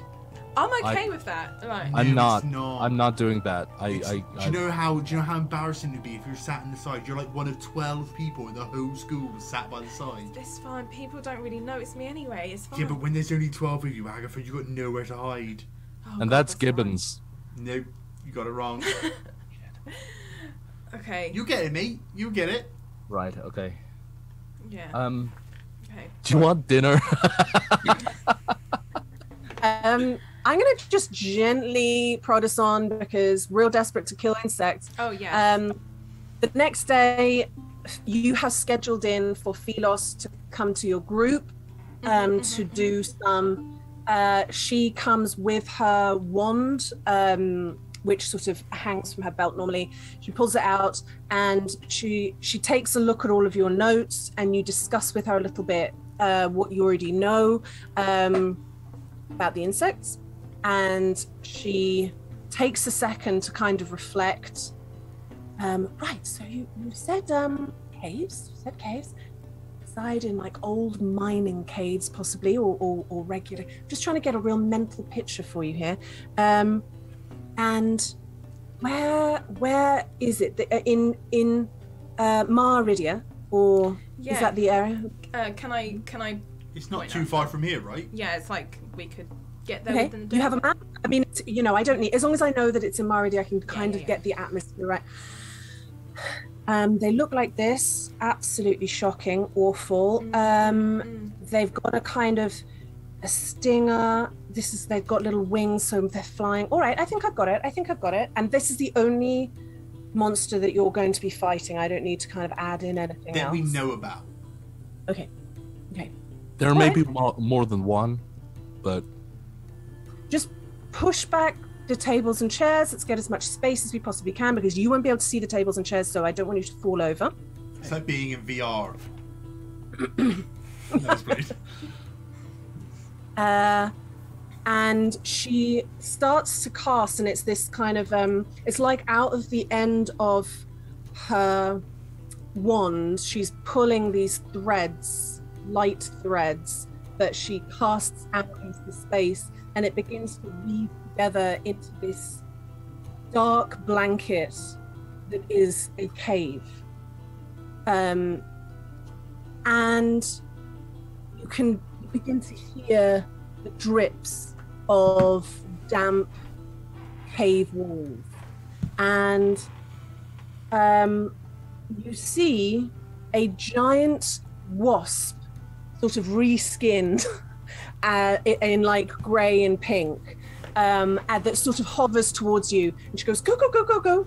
and she becomes kind of invisible within the illusion, but the whole room is suddenly an illusion of the cave, and this one wasp comes towards you. Question, Lydia, did we bring weapons? You would have, yeah. I'm not going to make you be that person that's like, we've come to practice. We're only in our vested plans. We won't do a proper encounter, but basically, after everything that Agatha said, describe for me how you go about it. So just immediately, Sonny pulls like 3 butterflies out of his pendant, and they fly off and land on each one of them's shoulders, and then kind of like melt into them like Sun does, and then casts aid immediately, and then gently puts his hand on Nevma's shoulder and casts protection from poison. Sick. As his immediate this is stuff that's ready. I think Hariath similarly, fairly immediately, takes the glaive from his back, a couple of swings, and brings it forward, and flicks his arm, because he's been practicing, flicks his arm at Agatha, and casts resistance on Agatha with the bangle, and just kind of stands in front of the rest. Amazing. Then Agatha, giving Hariath a nod, begins to pull at what seems like nothing, and you can see it's like she's pulling these wisps of magic from her hands, and then blasts out and casts web on the insect. Whip. Holding it still, hopefully, so that Nevma can slash, and then Hariath can slash. Incredible. Fuck it up. Nevma has her bow in her hand. She pulls an arrow out, and as she's stepping back, she goes invisible. And wouldn't know what happens after that. Oh, we sound so cool. Right? You do, but the wasp kind of stands in place and goes a couple of times to try and attack Hariath. Essentially, you redo this simulation a couple of times, and Philos gives you some pointers about that. Essentially, you've come on a long way. You're looking out for each other. You're understanding the roles that you play within the group, and that's perfect. She does a couple of things pointing out what you're doing that's making noise, which is always appropriate for fighting. She talks a little bit about what obviously she doesn't know, you don't know either, but she talks about a couple of monsters that she feels are related, that have resistances or immunities or vulnerabilities to certain things, and how you might spot it in a fight and therefore lean into it magic wise. She's essentially extremely useful in saying who's got what spell, make sure that if you're trying to be quiet, you find a way of signaling to them, this is how you do, this is what you need to be using this kind of magic. And it feels pretty good. I feel pretty confident. She's very pleased. We got this. Hell yeah. And I think Agatha also practices a bit using Mr. Fey, giving Mr. Fey these guys the help action on their attacks and things. Awesome. If it ever gets really dicey for any of the frontliners, Sonny will drop a warding bond. Mm-hmm. Very cool. And I have a question for you, Lydia. Yeah. You gave me a hand axe when we first made the characters. Mm-hmm.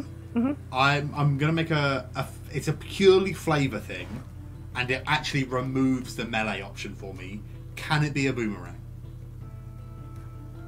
I tell you what. You might talk about it about the fact that you know that you've never really loved this hand axe, because Nevma has a boomerang that she doesn't use, and she, as soon as you're talking about it, she just offers it to you and says, "Here, use my boomerang." That's so nice of you, but I've just realised I actually might not be able to use a boomerang. But we'll. But thank you. We can Thank go you outside. so I'll much. show you I how to actually use don't it. want it. No, Like it's all in the wrist, and then it comes back to you. It's kind of cool, but like I can show you how to use it. No, you will break it like that. It doesn't Sorry. bounce Smash. off the Sticks in her eyes back.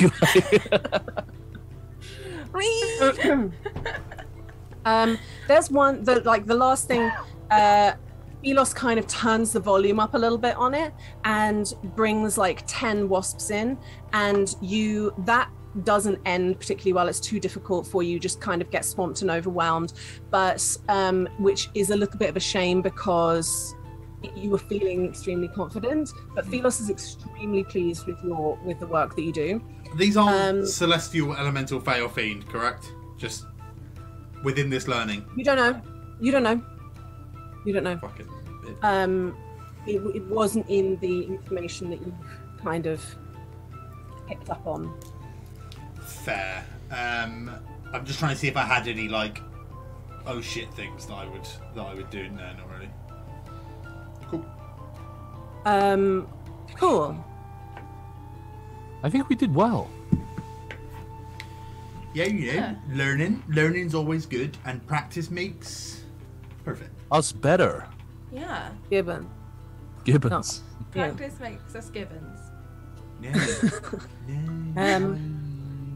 Guys. And as soon as, we're on day 4, which is a day 1, after your clubs that day, obviously, didn't really need to look that up, you head into town to meet Mama Kiss, and you go shopping. She immediately makes sure that you've got a kind of a nice carry case that has quite a few sun-proof, UV-proof vials in it. And what else do you need? I have a quest. Yeah. Lydia, how do you feel about Pride Silk? What? What's Pride Silk? Pride Silk is a clothing that doesn't count as armor, but it makes your AC +1. It gives you a +1 to your AC when you're not wearing armor. Basically, Sonny doesn't wear his armor unless he absolutely has to, but it just gives him a +1 when he's not wearing his armor. It might be called Pride Cloth, Pride Outfit, Pride Cloth Outfit, one of those things. Enchanted by elves, I think it's. For the fight, Lydia, I'm going to be wearing my armor, so you actually don't need to give me an answer on that right now. Okay. I'm going to look it up. Yeah. And we can kind of retro do it. Retro. I believe we had the same conversation and Mav had some. Yeah. I think we had that same conversation off stream before we started. Oh yeah. It is 500 gold pieces per outfit. Oh fuck! No, fuck that shit. Jesus, I didn't realise it was that expensive. No. I mean, it would be, wouldn't it? Because it's it's so difficult. It's so magical to make fabric. You actually have that ointment stuff that you sort of stiffens fabric a little bit that you brought back from Kalak Yolas, but it does stiffen. Gives you a big stiffy. Christ. Would it be I would be very happy to chip in a little bit, but would it be prudent to have some form of cart or sled or something that we could actually bring stuff back with? Or how are we getting there? How far away is it? It's within. I thought it was a bit of a trek, but within walking distance. It's the vibe I got because we're doing it on our the day. map. Yeah. I'll pull out a map. Or Nevma has maps. She loves maps. Fucking loves maps. We could write. I like maps, big time like maps. You've got the handwritten, the hand-drawn thing that she gave you.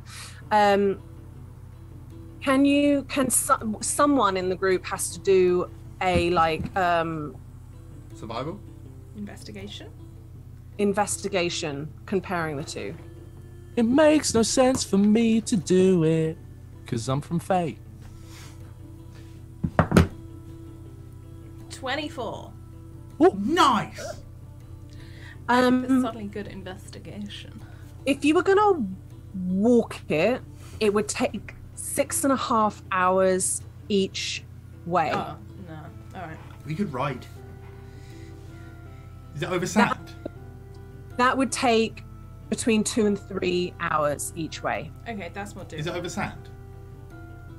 It's over plains, so not grassy plains, like rocky, sandy plains. But you couldn't surf it. No, but I don't know if Dilla would be able to pull a cart. Yeah, he couldn't pull a cart with all 4 of us, though, right? I mean, I'm okay with a walk, and we could, Mate, you've got to do the full walk in the Solerean sun in that armor. We could rest under the stars. It'll be nice. It'll be romantic. Just hire Fawn. Why aren't we just hiring mounts? Yeah, I just thought it might be fun to get Dilla out, but you may as well. Bring Dilla. You can ride Dilla and we can ride Fawn. True, I can. And yeah, we'll do that. We maybe only need 2 fawn then, because I reckon we can me share. and Nevma could share a fawn, and then, or like. Yeah.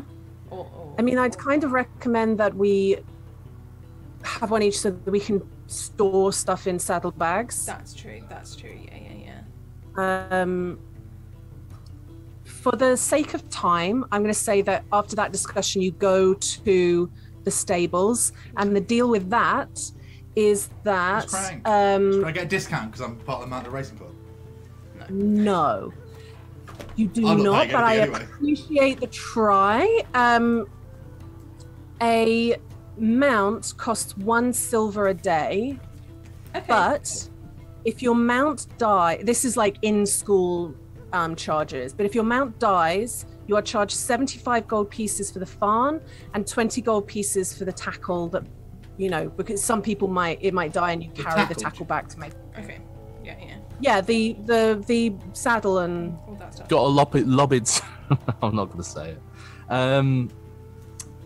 That's easy. They're not going in the caves, right? Like.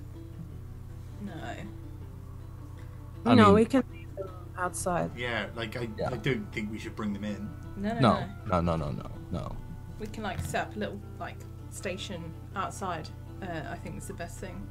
Okay, so with mounts, we could do the whole thing in a day. Which I think we should do, right? Because we're doing this. It's our day off tomorrow, right? Yeah. That's why we're doing it. So we Yeah, can of get course. it back in one day. Smash it out in one day. Yeah.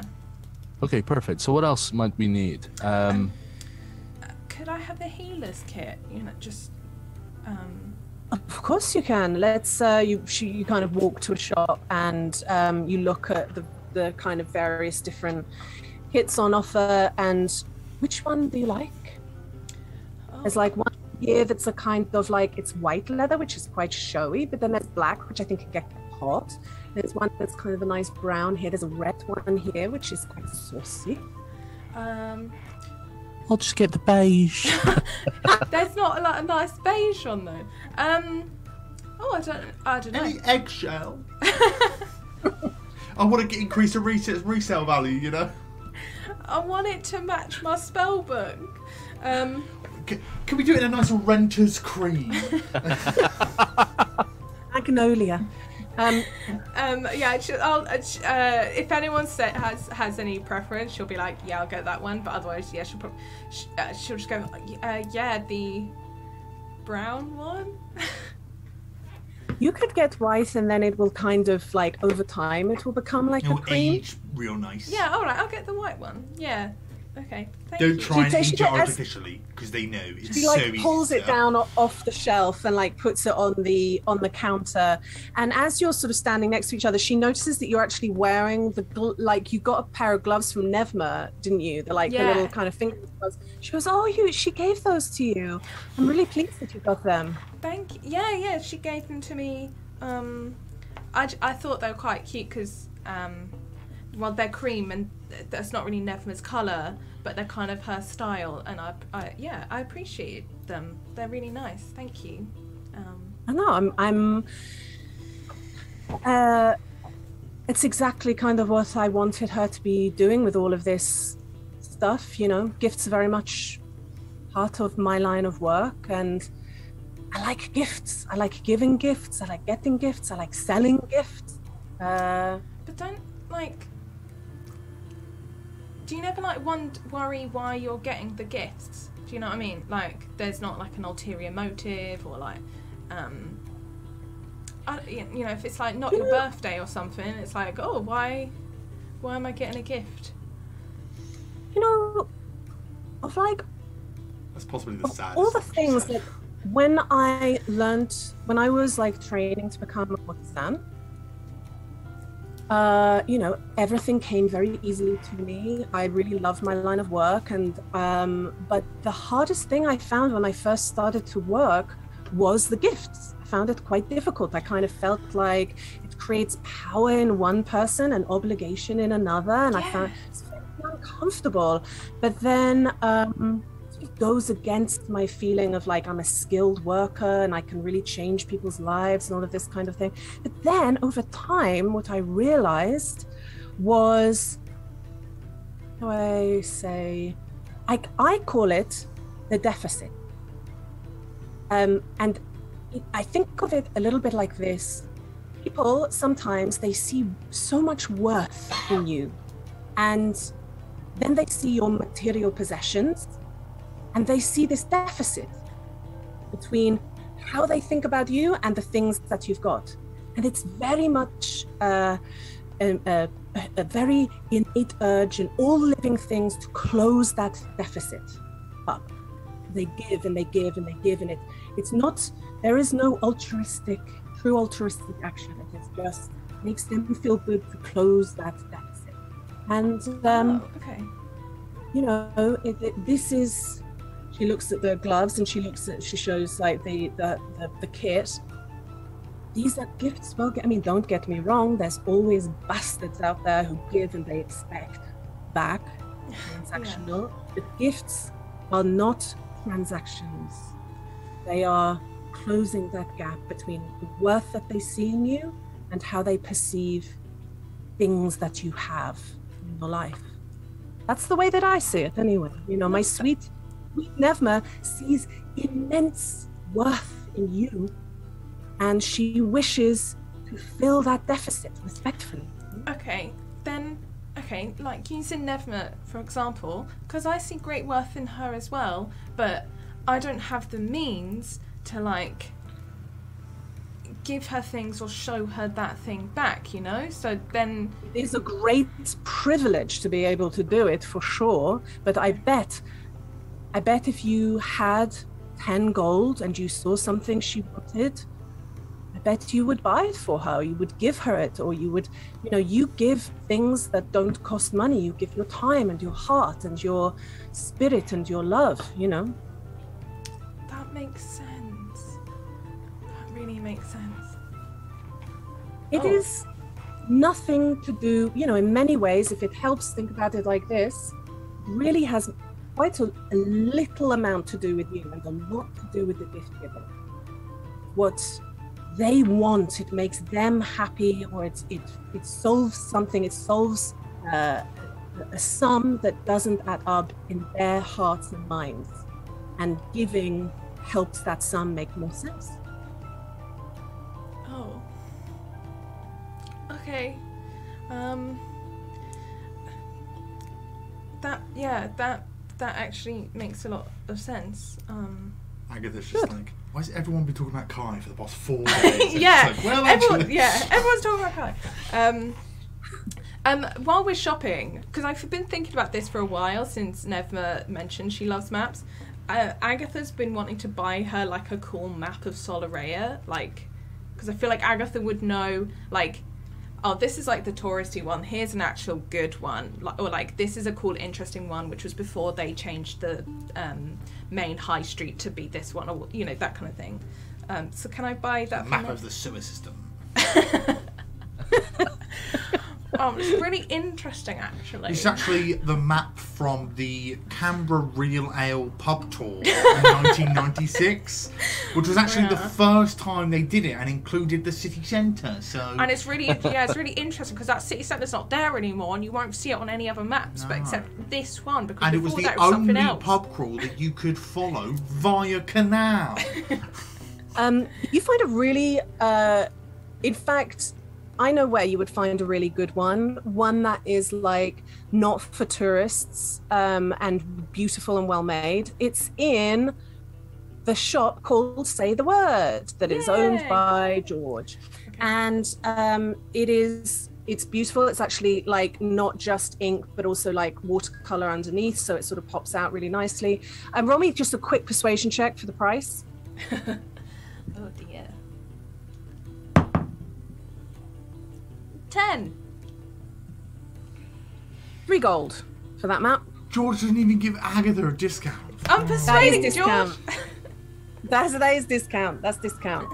Damn. That's discount. Nice discount. All right. Thanks, George. George has rinsed you dry the amount of money you spent in his fucking shop. I haven't spent any money in here. It was you. Oh yeah. I will say as well, like Epina came with a whole load of like Latoum sweets and drinks and food and stuff like that, which Nevma has sort of put on the side tables, though. In essentially, you've got the equivalent of when you're at uni and you've got a little mini fridge in the communal area, and it's just stacked full of like. Or like when Tom unloaded a bag of lemon sweets into a bowl, and they're still on the side of our. I didn't eat any. I have one now and then, and I just think of you, Tom. What a dick. We need this bowl. The only other thing Agatha wanted, which we don't have to do particularly, was just like, I think I said before, some sort of like the equivalent of traveller's clothes, because it's probably not actually that good fighting in a petticoat and dress. Yeah. That's very easily done. It's not absolute. I mean, you have to basically buy off the. It's not as easy as you would think to buy off the rack, because most things are sort of made tailor-made, and you're looking to have it right now. So that it's a little harder to do that. But you do manage it. Roll me another persuasion check, and we'll see how much that costs. You just get an anorak like the ones at Niagara Falls. I sort of think 13. Double checking, because I think I've got traveler's clothes. They're 2 gold pieces. Yeah, like straight. I'd say that's exactly 2 gold pieces, even though you're a local. And you've got, Epina at your side. It's still two gold. They're not budging. That's fair. They think they're going to get to talk to Epina, and then Agatha opens her mouth, and they're like, 2 gold. Oh God, I didn't see that. She's still like right in front of her. Thank you. Anything else? Like, not really. Like, Sunny's fine. Like, I've got to be. Yeah. Sorry, you say. Mechanically, Sunny's fine. Sunny has the means to fend for themselves if they desperately are in need of anything. However, Sunny, given his mother, is also very aware of the gift giving-y thing, and the speech that she gave Agatha is also, I really love everything you're doing for my daughter, and it's an imbalance that she feels because she loves her daughter so very dearly. So I think Sunny will be like something nice. Like if she goes, "Oh, Sunny, would you like this?" Sunny will go, "Yeah, that would actually be lovely. Thank you so much. That seems so fun." Or like a bit of like something inconsequential mechanically, or it holds no significant narrative bearing. But Sunny would absolutely accept this gift. Understanding. I know what she gets you. It's it's a pair of sandals that are safe to ride in. because you're not meant to ride in flip-flops and sandals. So these are special sandals that are appropriate for stirrups. They've got those they're cowboy clips boots. in. They've got the They've got the clips in the front, like cyclists' cleats. Oh yeah, no, A little what are they called at the back? Little spoke thing, but instead of actual pins, it's just a happy face on a wheel. Yeah. yeah. I was imagining cowboy boots, but like the heel and the crop toes cowboy are boots. Cut off. Heel too. But yeah, like he Corn accepts a Naruto. pair of pair of sandals, knowing what that means.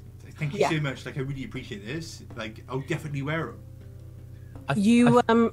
Go on. I was just going to say, I think weirdly enough, I was thinking, not weirdly, I was thinking the same for Horiath. He has means. He kind of doesn't feel necessarily good about taking something from someone else, but also he doesn't want to make her feel any worse. Like she's offered this lovely thing. The weird thing was I was also gonna go for like a pair of boots or something. I don't think Horiath actually wears kind of like proper shoes, like He's barefoot. No. As in, like they're all kind of fancy shoes. Do you know what I mean? He's got driving moccasins. Yeah, exactly. 100%. He's got the equivalent of like boat shoes. Do you know what I mean? Except much more attractive than that. Loafers. He's got fucking loafers and shit. It's all driving moccasins, so I can't picture him anything else. They're the lowest fullback shoe you could buy. Like, and she actually gets a pair of shoes for you, which she sort of steers you in a direction of shoe that is not just going to be good for riding, but will also be good for when you're in the desert, which is very soft bottom, but also has fabric that then you kind of tuck your trousers into to prevent the sand getting in, and you can wrap it right up.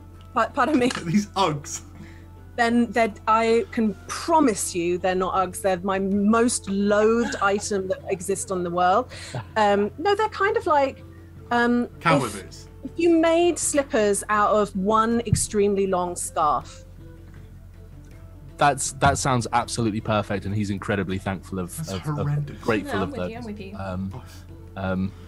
And really is like immediately kind of styling stuff that he could wear on the journey for these things as well, and sort of discusses that with her. Incredible. You go out to dinner. It's a lovely evening. It's quite a fancy restaurant. You all get dressed up. She looks fucking outrageous, and she makes sure that there's just constant like food of all kinds and drink, and it's a very like fancy place. And she also teaches you, there's some dancing after dinner, and she teaches you a very new dance that none of you know, that's like very it is a group dance for 4 people that is sort of fresh. Like they'll be dancing in the capital right now, so this is like, it's exactly the Macarena, because it takes 4 to do a decent Macarena. That's why they call it the Macarena. And you're sort of talking a little bit about the fact that it's been a very generous day, and that she's extremely happy to have done all of these things, and she is just looking at her daughter and like squeezing her hand. You're all sort of sat on these very comfortable like sofas around a big round table, and Agatha sits in between her and suddenly just sinks into between the couch cushions. I'm fine. Can you pass my drink? Just occasionally get sort of handed a roll in between the two. And I think you guys are probably thanking her for the things that she bought that day, and her sort of reaction to that, as we've sort of been discussing, is, I missed out on a lot of my daughter's childhood, and we played catch up for a long time. You know, and now the next phase of our relationship is for me to make sure that she gets a huge collection of life experience. You know, she's been caged before, and I want her to be free now. And she like squeezes her hand on the table, and Nevma looks back and smiles warmly to her mum, and you sort of cheers life experience, I guess. Yeah, I think Harath throughout most of the night, again, similarly to Spria, it's just watching the kind of familiarity between the two, and the love and the kind of the care, and listens to those sort of things, and it's just very, very quiet and just very quite like contemplative of this mother-daughter relationship that's so lovely. Yeah, I think Agatha is happy to like sit and listen, but will also prompt questions if like trying not to delve too deeply if it's something they don't want to talk about, but it's like, oh, so like that must have been hard being apart, like how long were you apart for, or like what did you get up to? Looks to Nevma to make sure it's okay to tell her story. She says, you know, I have to tell the story on my, you know, to my employers, but Nevma, you know, is up to her whether she tells people, but I think, and Nevma kind of nods. So I had finished, this was many years ago, I had finished a contract, and I was retraining in Grand Paili, which is a very common thing to do when you've finished a contract. And I was headhunted by a new employer. It was extremely well paid, and the couple seemed really interesting. So I left the palace with them to go to their place, and I very quickly realized they weren't actually a couple, and the woman was actually his sister, and it is very, you know, they weren't together, is what I'm saying, which immediately is very frightening, because it's just very different to have a contract with a single person. It's not really what my speciality is. And they also lied because they lived in the Shadowfell, and I would not have wanted to leave this plane of existence to work. And additionally, they were vampires, and that, you know, I was very frightened at first, but they didn't feed on me, and they treated me very, very, very well. And I worked for them quite happily, mostly quite happily, for years. But then I started to ask about the end of my contract. I wanted to move on, and it was mostly because I wanted a child very badly, and it is there's very strict rules about procreating with your clients. Yeah. And he said that he would, if I were to sign another 5-year contract with him, that he would help me have a child, that he would pay for a fertility mage who helped me have a child, and he would boost my money. And I agreed, mostly because I knew that without his cooperation, I didn't really know how to leave. I didn't know how to get out of the Shadowfell. I didn't know how to get home.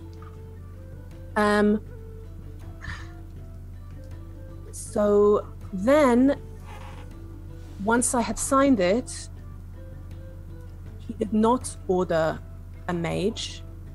He got me pregnant with my beautiful Nevma, but he took her once she was born, and he kept her locked up in a tiny stone room and only let me see her as a means of manipulation. I barely ever saw her, because he knew if we allowed time together, I would run away with her as soon as I possibly could. And of course, as soon as she was old enough, as soon as she was basically a teenager, we did run away. You know, we convinced some people in the estate to help us, and we fled, and we got back to this plane.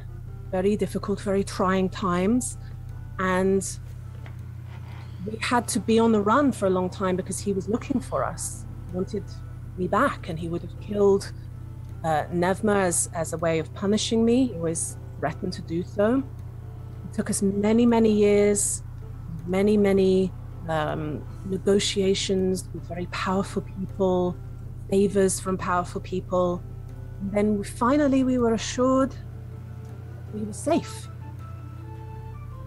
What that means, I don't know, but we haven't seen him.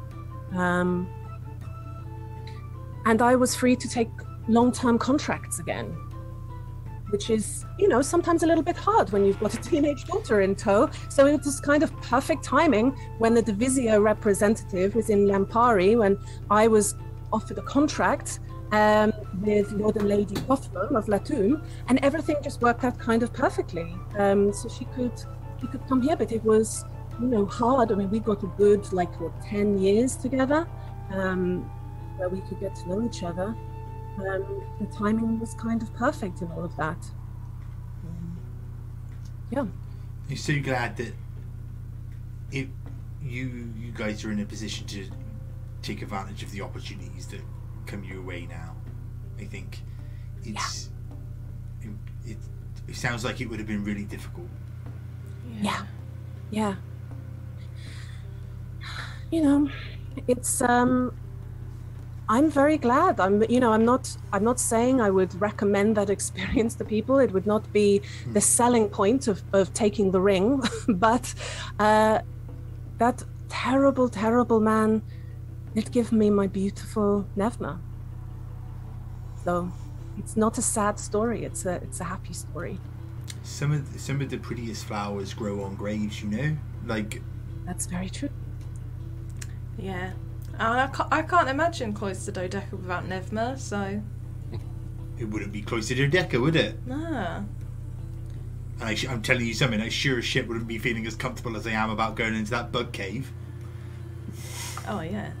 What if we just had some bloke, and his name was like Clive or something, and he just punched stuff? Yeah. Can you imagine? Or like John. Oh, not John. Or Jeff. Yeah. Ew. Gavin. You guys. Yeah, we'll take you over, Jeff. I don't know. Jeff's pretty good. He is pretty hard. But you can't even climb up walls or nothing. Yeah. And I guarantee Jeff ain't got it in him to jump out of a bloody window. Mom, I jumped out of a window. I didn't tell you. So sick. It's the jumping in that I didn't enjoy as much, but we got out of that sticky situation. Oh, you're talking about the other time I jumped in a window. Yeah, the other time. Yeah, I talk about the time There's been some windows. There's been some windows. And ain't that a metaphor for life, eh? Yeah. It's all about the windows. You jump in and you jump out. Yeah, when Lady Thorne doesn't open a window, you just jump through it. Yeah. Be the meat. Yeah. Gibbons? That's the collective wisdom of cloister dodeca. It's gonna become Be the Gibbon. Yeah. Be the Gibbon. Be the Gibbon. I'm writing that down as merch ideas. Be the Gibbon shirt. And with that excellent wisdom, everyone says their farewells to Epina that night because she's gonna take her time going tomorrow, but you guys will go at the crack of dawn, and you go to bed, long rest, unless somebody's saying that they're doing something. I mean, always interrupt me if you think you do something. Staying up all night. Good idea. Excellent idea. Giving Nevma the map. Just because it's not like I'm going to save it for later. It's just like hey, and Agatha does her nerd shit of this is the map. She loves it. She puts it, she immediately pins it up in her room above her table that she does all her homework at. So it's like the main thing that she looks at when she's working. she just spends like a literally a boring amount of time pointing out all the places that you've been in Solerea. And it goes on for, and this was the time that we went that other way, and this was that time when we were on the roofs, and then this was that time when this is the Orthonos. It just goes on. I think it's probably boring for these two, but Agatha is doing that thing of like, oh yeah, and you know that building, so the family that lived there, like, and look, the longest shit in the world is watching somebody talk about something they're passionate about. There's no way Sunny is bored of this. Yeah. This is you two being your best. This is fully Sunny shit. Yeah. Also, whilst it's a touching moment between two good friends, it's also telling your rogue all the shortcuts in the city. Yeah, 100%. Like, I feel like there would be some that Agatha was even like, worst case, I know this family, like, oh, like, this is actually a holiday home, so if you ever need to, like, go through this house. Yeah. Wait, I think those people are in our holiday club. These people are never there. I swear it's just a holiday home. Sunny, oh, that's one of ours. We never used it. No, it's like... So it's like a share, like we own a bunch of holiday homes and other people own holiday homes, and I think I know the person who owns that holiday home. There's one thing I'm trying to decide on whether to do it last thing before she goes to bed or first thing in the morning. Someone decide without knowing what it is. Last thing at night. Last thing at night, because you've got like a little bit of wine in you, and you know. Agatha wants to sneak into Kai's cloister and just like pushes like a note under the door. Roll stealth. Right, come on, Agatha. You got this. Do you tell the cloister that you're going to do something? Yeah, I think so. I'll cost bless. She's like, I'm gonna go to a thing. I don't know. This is either gonna go really badly or really well. No, you're gonna absolutely smash it, bless. Thank you. Bless. I can't do anything magically, but you have my blessing too. Thank you. I'm gonna cast thumbs up. Kai's thing, but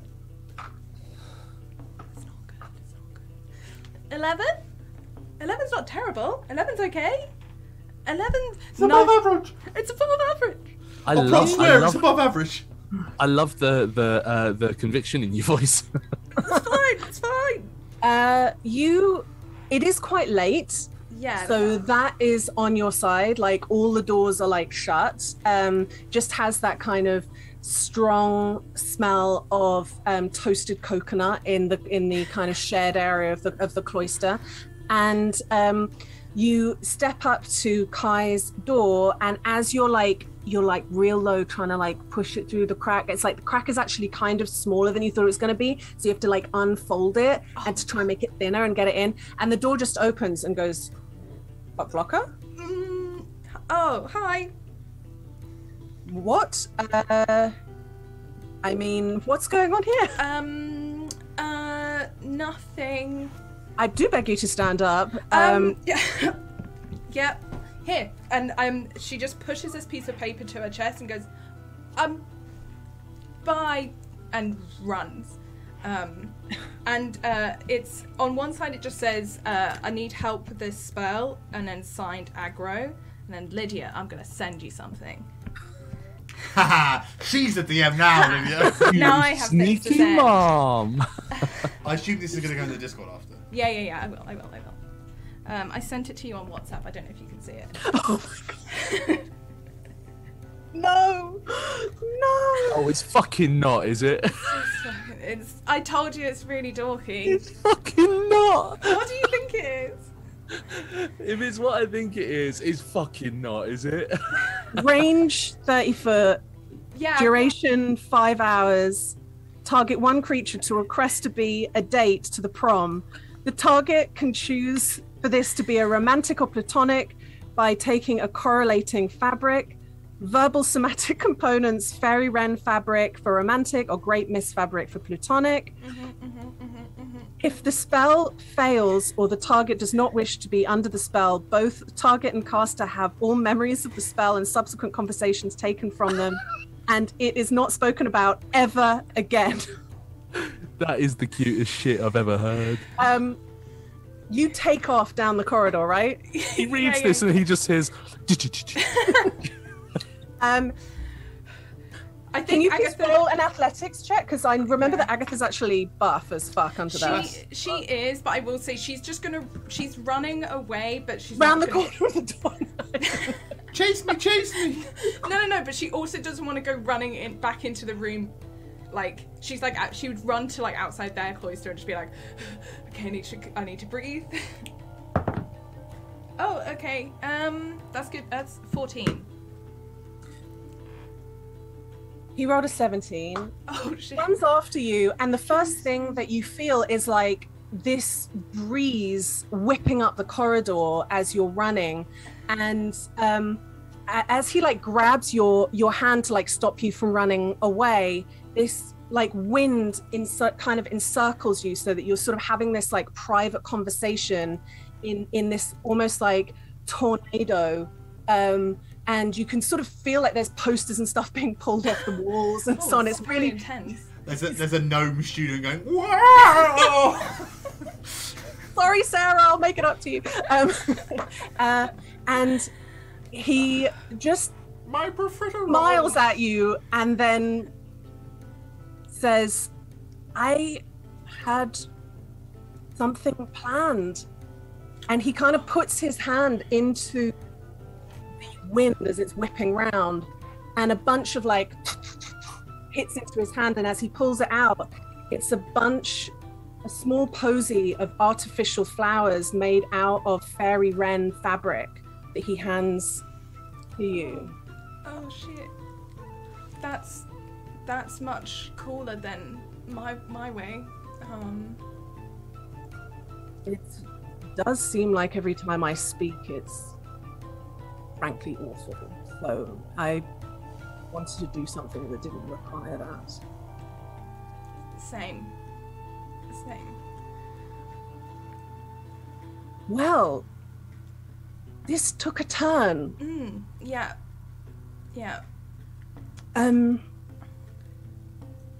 Well, we have a long time to wait now, but I'm very happy that we have that in the diary. I'm talking now. I have did you have a? We can talk about this another time. Yeah. Okay. The tornado like dies down and sort of dampens down in the corridor, and you just sort of stood there now in the silence of the corridor.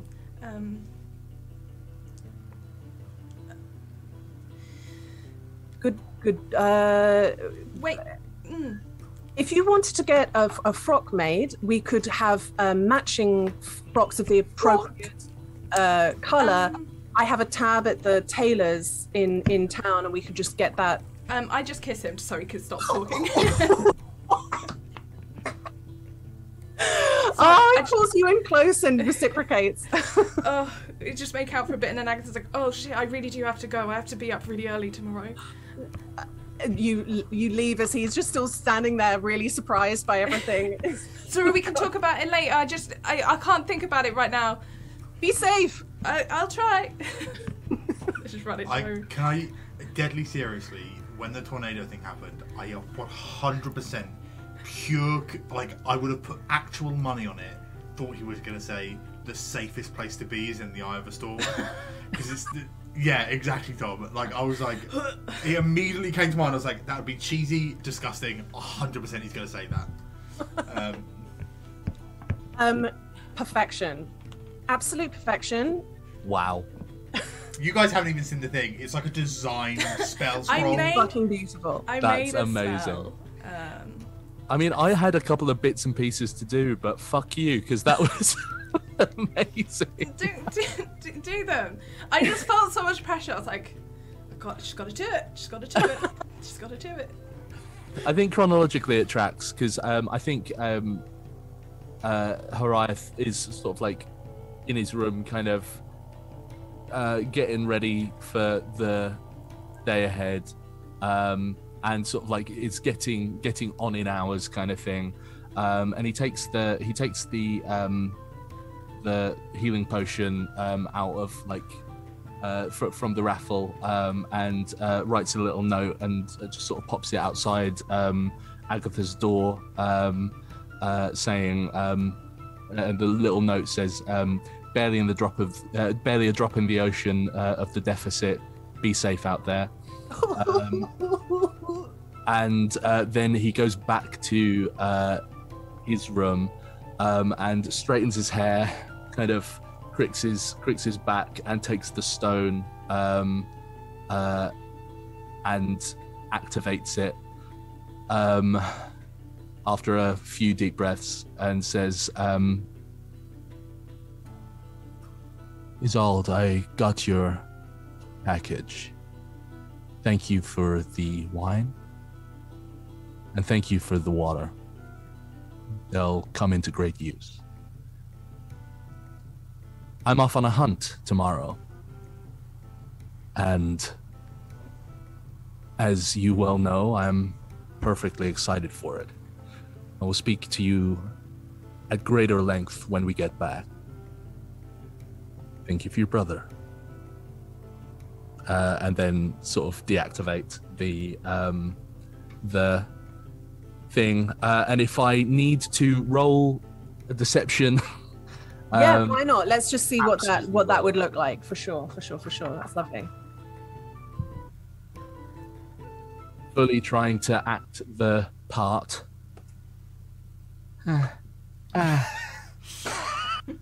Terrible rolls. Quick, have a bath. Yeah. No, the bath wouldn't help with deception. It would only just persuasion. It's okay. It was a 10 for a 15. Okay. Which also isn't great, but yeah. And then I go to bed. Incredible.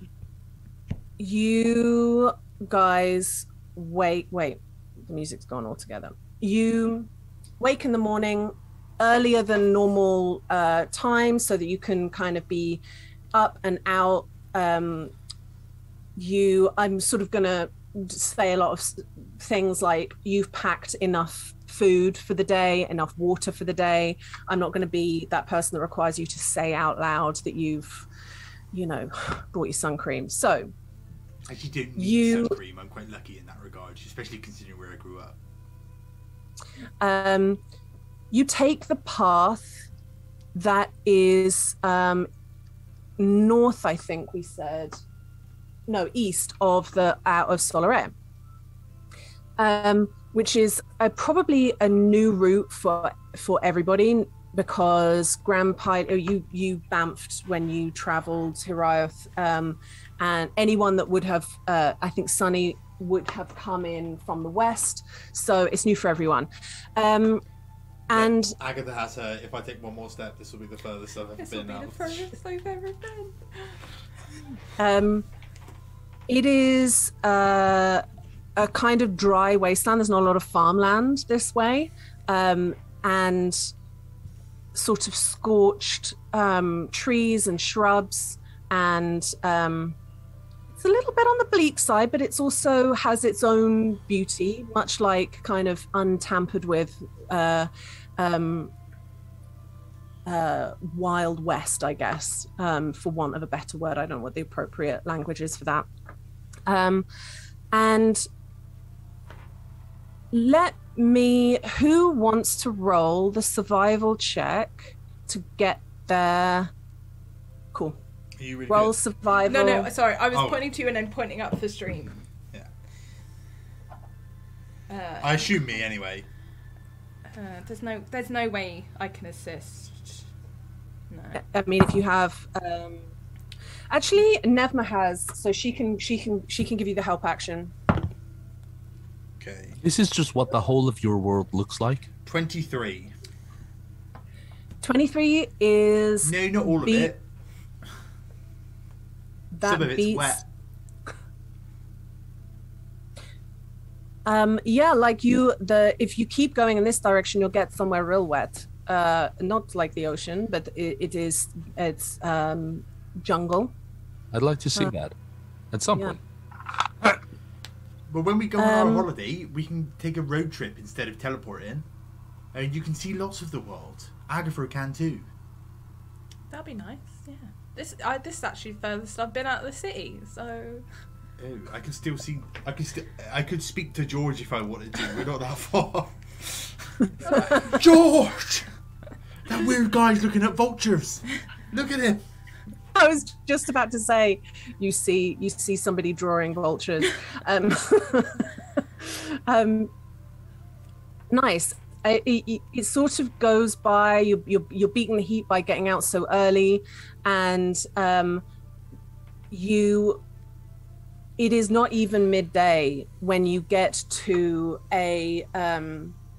It's kind of like a sunken sort of crevasse where the path takes you in between two cliff edges, essentially, and a little further along there is a cave opening. It's sort of what the crevasse gets a little bit wider, and there's a cave opening, and you can just about see remnants of what would have been a long time ago. There's like bits of wood that looks like it would have been from a cart. It would have been a mining shaft, but it's long since sort of collapsed in certain areas. We have got music. Yeah, it's just quiet. Okay, cool. I can hear I it. can hear it. So I've got shit ears, so... But we're wearing headphones, so it's easier. So you get to the mouth of the cave. Yeah. I've been going over the really important stuff with everyone as we're leading up to cave of like, we need to not make a noise. Remember, we just have to run out if a swarm comes. Like, keep the cave door at our back. Don't get turned around. Yeah. We don't want that to be in between us and escape in case the worst happens. And lure out just one or two at a time. Do they not like the light, or will they chase us, or? The book I read just said get to daylight as soon as possible, so I assume, but I don't know whether they might chase us out. We might have to run further, but I'm hoping... If you're on the plains and it's a cave dwelling animal, the likelihood of it being out on the plains is probably slim. Yeah, it's probably like, it feels unsafe. A bit like bats, you know? Yeah. Because if you're in like a really covered like jungle or forest, they'll come out of the cave to like hunt and stuff. But like if they're on plains, they ain't fucking around. I don't want open sky and stuff. Yeah. Okay. So what is the order in which you step in? How do you proceed? You obviously have your, is it 3 Farn and Dilla or 4 Farn? 3 Farn and Dilla. Yeah. 3 Farn and Dilla are like roped up outside the... Sully ropes up Agatha's. Very cute. How do you proceed?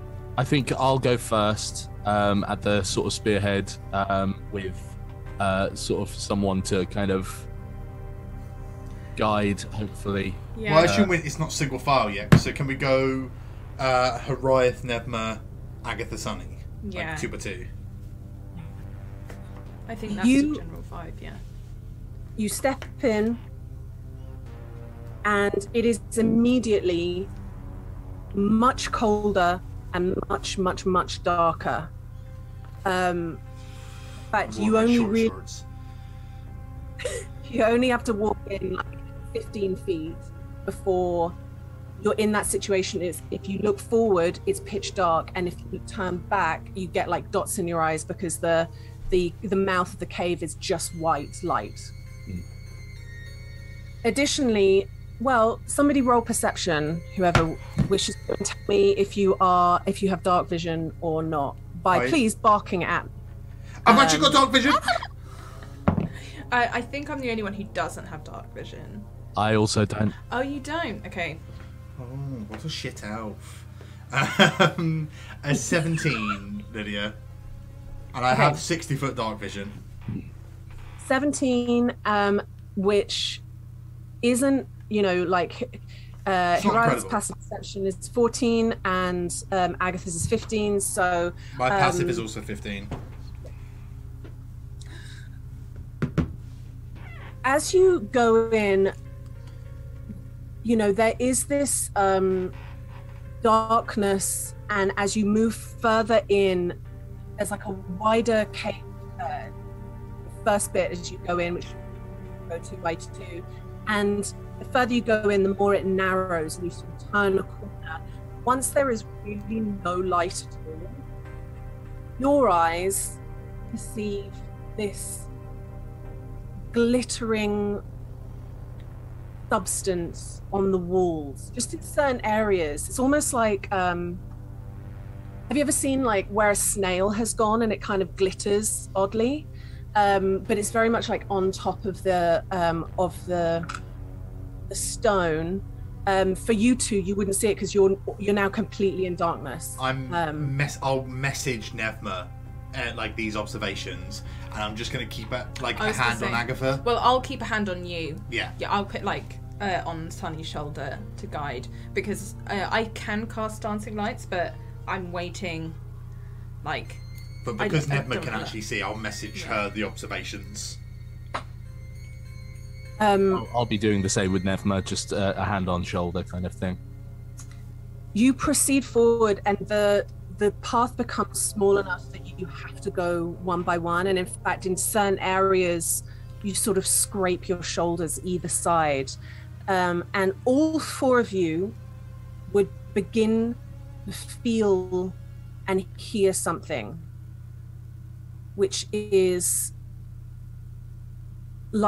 you would feel it first. It's like a low vibrating in the air.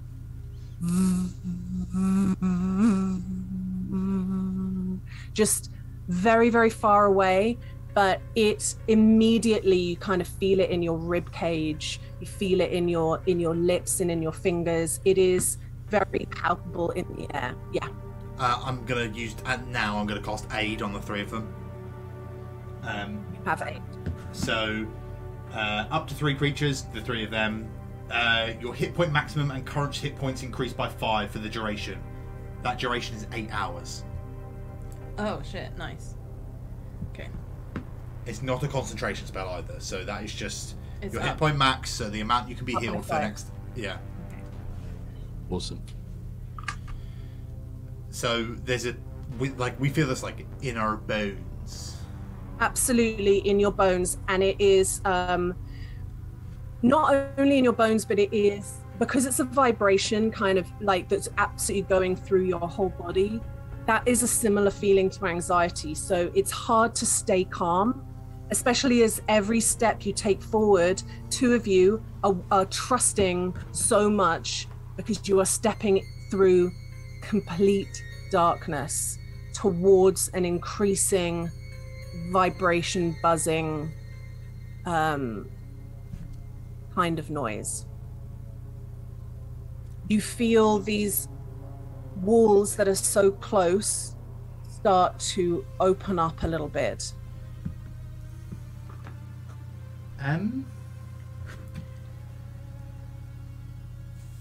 You know what? Can I get a stealth from everybody? I was really hoping you wouldn't. Can I guidance Orion? Yeah. D4. Thank you very much.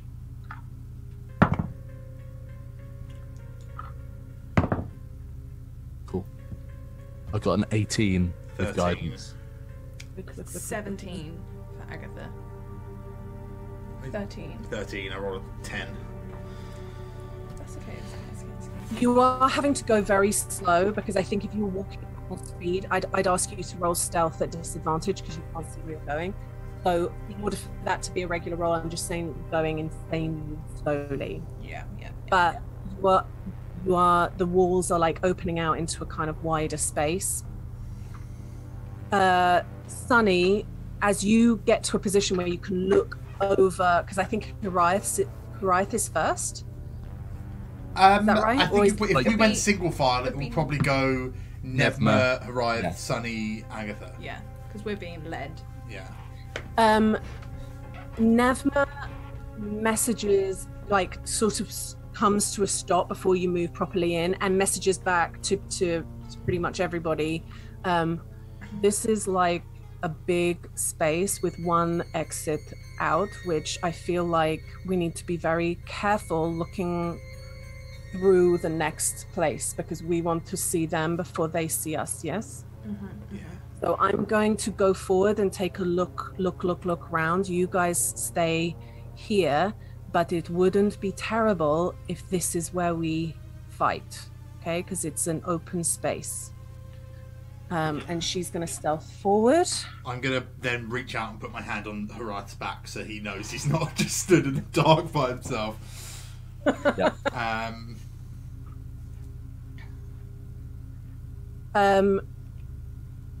She comes back and individually messages you all, and you know, the telepathic voice that comes through is scared. Scared? Yes. Guys, there's like so many around there. It's like so many faces. I think yeah, sorry, carry on. No, go on. She's just, yeah. I think I would like tap her, or no, I can respond to message and say, what if we use the tunnel that we just came through as a bottleneck, as a trapping point? They can only come through so many at a time, right? Yeah, I mean, we can. I'm gonna just say it so that we're to sort of save on time. But essentially, the way that she describes it is you've come through this little tunnel into this open out space, and then there's like a narrower spot which opens out into loads of them. Oh, so okay. she was wrong when she said this is not a bad spot to fight them in. Because there's a natural, she kind of goes, the bottleneck is a good idea, but we can use that spot as a bottleneck. Cool. But we need to only attract one or two of them. Yeah, and in the thing that I read, it was like they may just like a couple of scratching noises. So it's nothing alarming, but it might just lure a couple out. But what about the actual fighting? Won't that lure shit tons out? That's why we have to do it quietly. Which is what the practice was about, right? Like, we practiced doing everything. Yes, I'm definitely going to make that clear. Yeah. You know you're meant to fight quietly. Yeah. And that was part of what you were doing with Miss Velos. It's like, clap. Yeah, yeah. Don't, you do not take a lesson from Bong. Right. Quiet.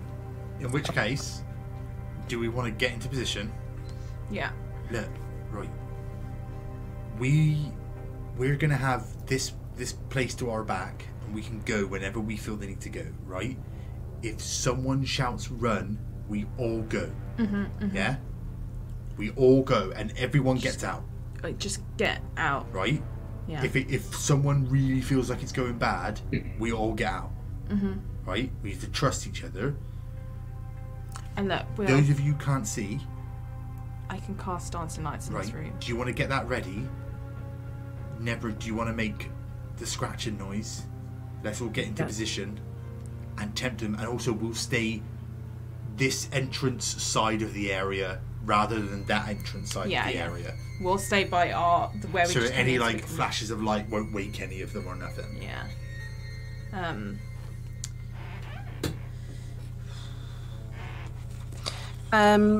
Oh shit! I've seen a flaw in my plan. Oh God.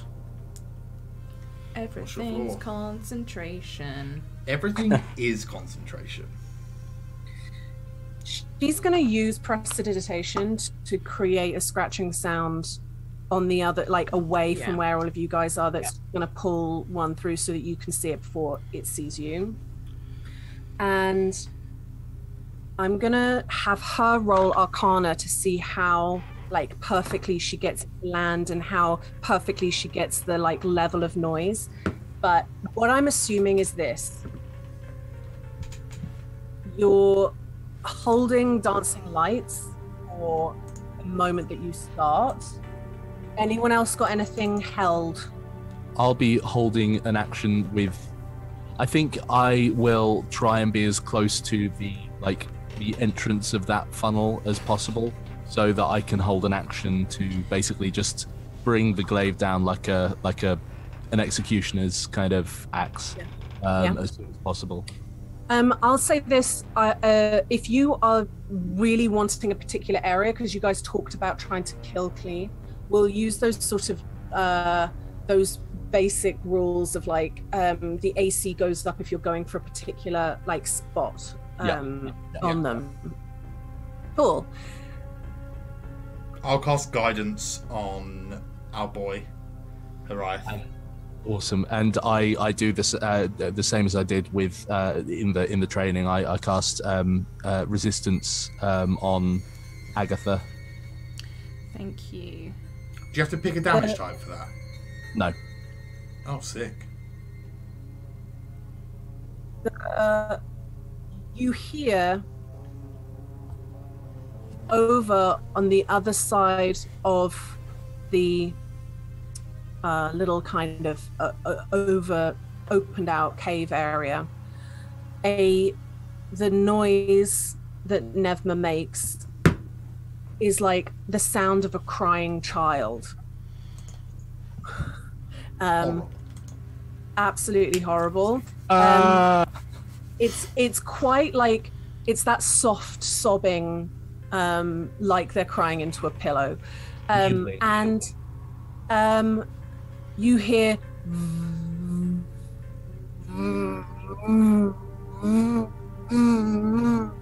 and slowly comes this figure. Obviously Hariath and Agatha don't see anything because it's dark, but Sunny, you see this pale face come first out of that entranceway, and it's then very thin little neck, its body, and then this big round venom sac with the spike on the stinger on the top.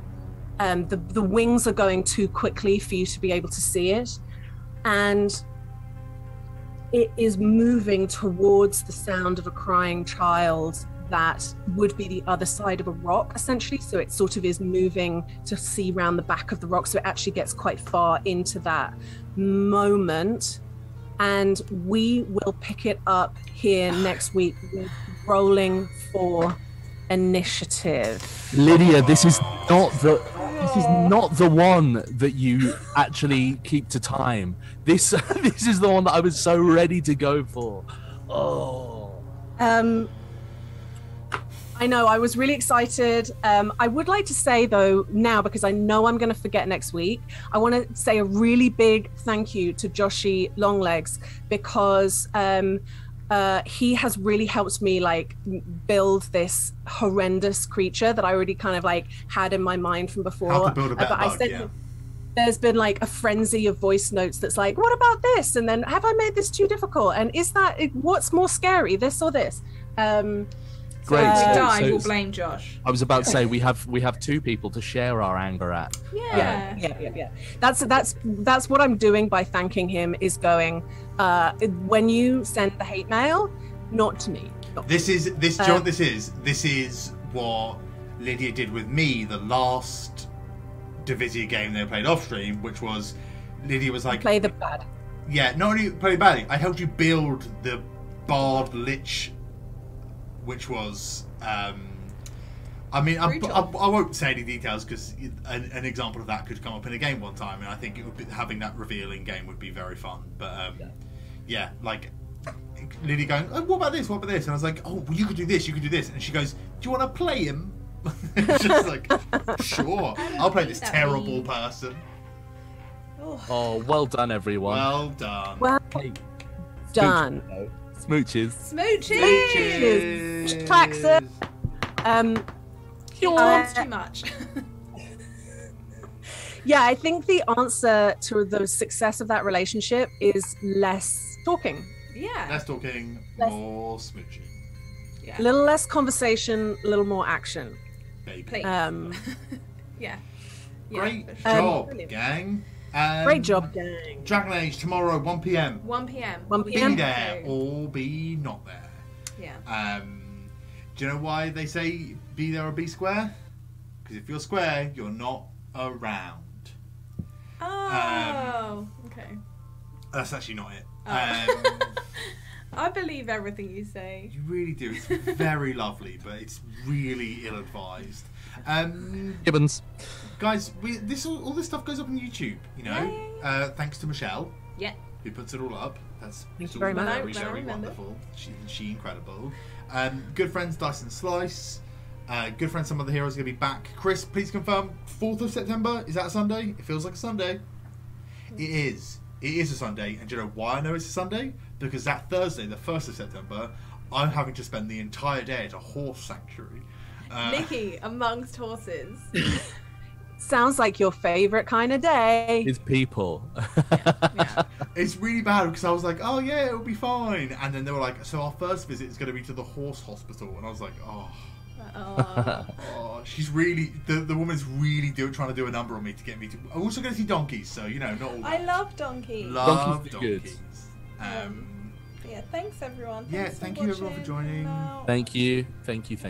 At some point, they really are going to roll for initiative. I promise. I'm so sorry. I just had to do that stuff because Lydia was like, Why are you apologising? Prom's coming up, you know? I know. And I was like, Quick shopping episode, quick romance episode. yeah. We're going to kick off with initiative. There's no avoiding it. And it also means that Lydia has the option to not fuck up her MacBook by trying to load Owlbear in the middle of a stream. Yeah. So it all worked out perfectly. Yeah. Works out perfect.